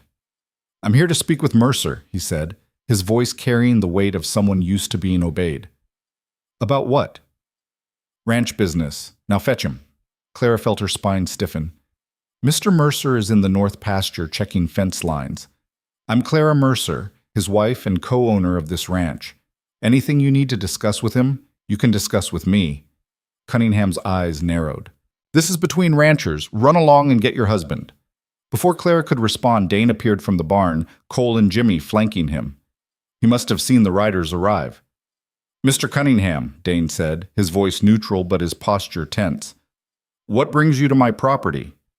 "Business proposition. I'm buying up land in the territory, consolidating operations." "I'll give you a fair price for your spread." "The ranch isn't for sale. Everything's for sale at the right price. I'll give you twice what it's worth." "No." Cunningham's expression hardened. "Don't be stupid, Mercer. This place was dying 6 months ago. One bad season, and you'll be right back where you started. Take the money while you can." "I said no." Dane's voice was steel. "Now get off my land. You're making a mistake. That's my right. This is my land, my ranch, my decision. And I'm telling you to leave." For a tense moment, nobody moved. Then Cunningham remounted his horse, his face dark with anger. "You'll regret this," he said. "I doubt it." Cunningham and his men rode off, kicking up dust. Clara waited until they were out of sight before turning to Dane. "That's going to come back on us," she said quietly. "I know. But I'm not selling. Not to him. Not to anyone." Clara took his hand. "Then we make sure this place is strong enough to withstand whatever he throws at us." And they did. They spent the rest of summer and early fall fortifying their position. They formed partnerships with other small ranchers, creating a coalition that could stand against Cunningham's attempts to monopolize the territory. They secured contracts with buyers in multiple cities, diversifying their income streams. They built up cash reserves and paid off the bank loan completely. By the time the first snow fell in November, the Mercer Ranch was debt-free and profitable for the first time in years. Clara stood on the porch one evening, watching the sunset paint the sky in shades of orange and gold, and felt a sense of accomplishment so profound it brought tears to her eyes. They'd done it. Against every odd, against all the fear and doubt and disaster, they'd built something real and lasting. Dane came up behind her, wrapping his arms around her waist and resting his chin on her shoulder. "What are you thinking about?" he asked. "Everything. Nothing. How far we've come." "We've come pretty far." He turned her in his arms, his hands settling on her hips. "And I've been thinking it's time we made this place even more of a home." Clara looked up at him, seeing something in his eyes that made her breath catch. "What do you mean?" "I mean, maybe it's time we started a family. Fill this house with more than just the 2 of us." Clara's hand moved instinctively to her stomach, and she saw Dane's eyes widen. "Are you?" "I think so. I wasn't sure. Didn't want to say anything until I was certain, but Dane swept her up in his arms, spinning her around while Clara laughed, her hands clutching his shoulders. "We're having a baby," he said, his voice filled with wonder. "We're having a baby," Clara confirmed, and felt joy flood through her so intensely it was almost painful. They told the ranch hands that night over dinner, and the celebration that followed was loud and raucous and filled with more laughter than the ranch had heard in years. Cole proposed a toast, Jimmy got drunk and sentimental, and Hank carved a wooden rattle that was more enthusiasm than skill, but perfect nonetheless. As winter settled in and Clara's belly began to swell with new life, the ranch seemed to settle too, finding a rhythm and balance that felt sustainable. The debt was paid, the operations were profitable, the land was healing. And one cold February morning, Clara gave birth to a daughter with Dane's dark eyes and her own stubborn chin. They named her Sarah, after the woman who'd first built this place, and Clara held the tiny, perfect weight of her and felt the final piece of her heart slot into place. This was what she'd been searching for all those years. Not just a place, but a purpose. Not just survival, but a life worth living. Spring came again, bringing with it the first anniversary of Clara's arrival at the ranch. She stood in the kitchen early one morning, the same kitchen she'd first cleaned a year ago, and marveled at how different everything looked. The walls had been repainted, new curtains hung in the windows. The table was sturdy and well-maintained, surrounded by chairs that didn't wobble. The shelves were stocked with food, the pantry full of preserved goods from last year's harvest. And in a cradle by the window, baby Sarah slept peacefully, her tiny chest rising and falling with each breath. Dane came in from morning chores, stomping snow from his boots. He'd filled out over the past year, the gaunt hollows in his face replaced with healthy weight. His eyes, once so empty, now burned with life and purpose. "Morning," he said, crossing to kiss Claire before peering into the cradle at their daughter. "She sleep through the night?" "Mostly. Woke up once, around 3. You should have gotten me." "You needed the rest. Besides, I don't mind." Clara poured him coffee, her movements automatic and comfortable. "Cole and Jimmy are planning to start on the new barn extension today if the weather holds." "Good. We'll need the extra space once the spring calves start arriving." Dane wrapped his arms around her from behind, resting his head on her shoulder. "Hard to believe it's only been a year. Feels like a lifetime. Feels like home." Clara turned in his arms, reaching up to cup his face. "It is home, for all of us." The years that followed brought their share of challenges. Droughts that tested their water systems, market fluctuations that required creativity and adaptation, the constant work of maintaining and expanding operations. But they faced each challenge together, as partners, as family. The ranch grew. They added more cattle, expanded the garden into a full market operation, built additional housing for the growing number of hands they employed. The chicken operation became so successful they started supplying restaurants in 3 cities. Clara's bread and preserves became famous throughout the territory. People traveled hours just to buy her strawberry jam and apple pies. She hired help for the kitchen, teaching other women the skills her mother had taught her, creating jobs and opportunity where none had existed before. Dane took on the role of leader in the ranching community, helping other struggling operations find their footing, sharing the strategies that had saved his own place. He became someone people looked to for guidance, for fairness, for strength, and their family grew. 3 years after Sarah came a son they named James. 2 years after that, another daughter they called Elizabeth. The house filled with noise and laughter and life. The sound of children playing in the yard replaced the silence that had once been so oppressive. The kitchen, once a symbol of neglect, became the heart of the home where family and friends gathered for meals that lasted hours. On the 5th anniversary of Clara's arrival, they threw a celebration. Not just for the ranch, but for the community they'd built around it. Neighboring ranchers came with their families. The ranch hands, now numbering 12, brought friends from town. The barn Clara had helped rebuild was cleared and decorated, just as Dane had described from years before. Musicians played, people danced, children ran wild while their parents laughed and talked and celebrated a success that belonged to all of them. Clara stood at the edge of it all, watching the joy she'd helped create, and felt Dane's hand slip into hers. "You thinking about that first day?" he asked. "Actually, no, I'm thinking about tomorrow. And all the tomorrows after that." "Good ones?" Clara looked up at him, at the man who'd saved her life without knowing it, who'd given her a purpose when she'd been drifting, who'd loved her when she'd forgotten how to love herself. The best ones, she said. And she meant it. Because home wasn't something you found by accident. It wasn't something that just appeared when you needed it. Home was something you fought for, something you built with your own hands and heart and stubborn refusal to quit. It was the people you chose and who chose you back. It was the land you poured your sweat into and the legacy you left behind. Claire had come to the ranch to pay a debt, but what she'd found was so much more. She'd found love, purpose, family, a future that stretched out bright and possible before her. She'd found home, and she would never let it go. Years later, when Clara was old and her children were grown with children of their own, she would sit on that same porch and watch the sun set over land that had been transformed from a dying ranch into a thriving legacy. She would hold Dane's weathered hand in her own and remember that cold morning when she'd first arrived, desperate and determined to repay an impossible debt. She would remember the fear and the hunger and the moments when giving up would have been so much easier than fighting, and she would smile.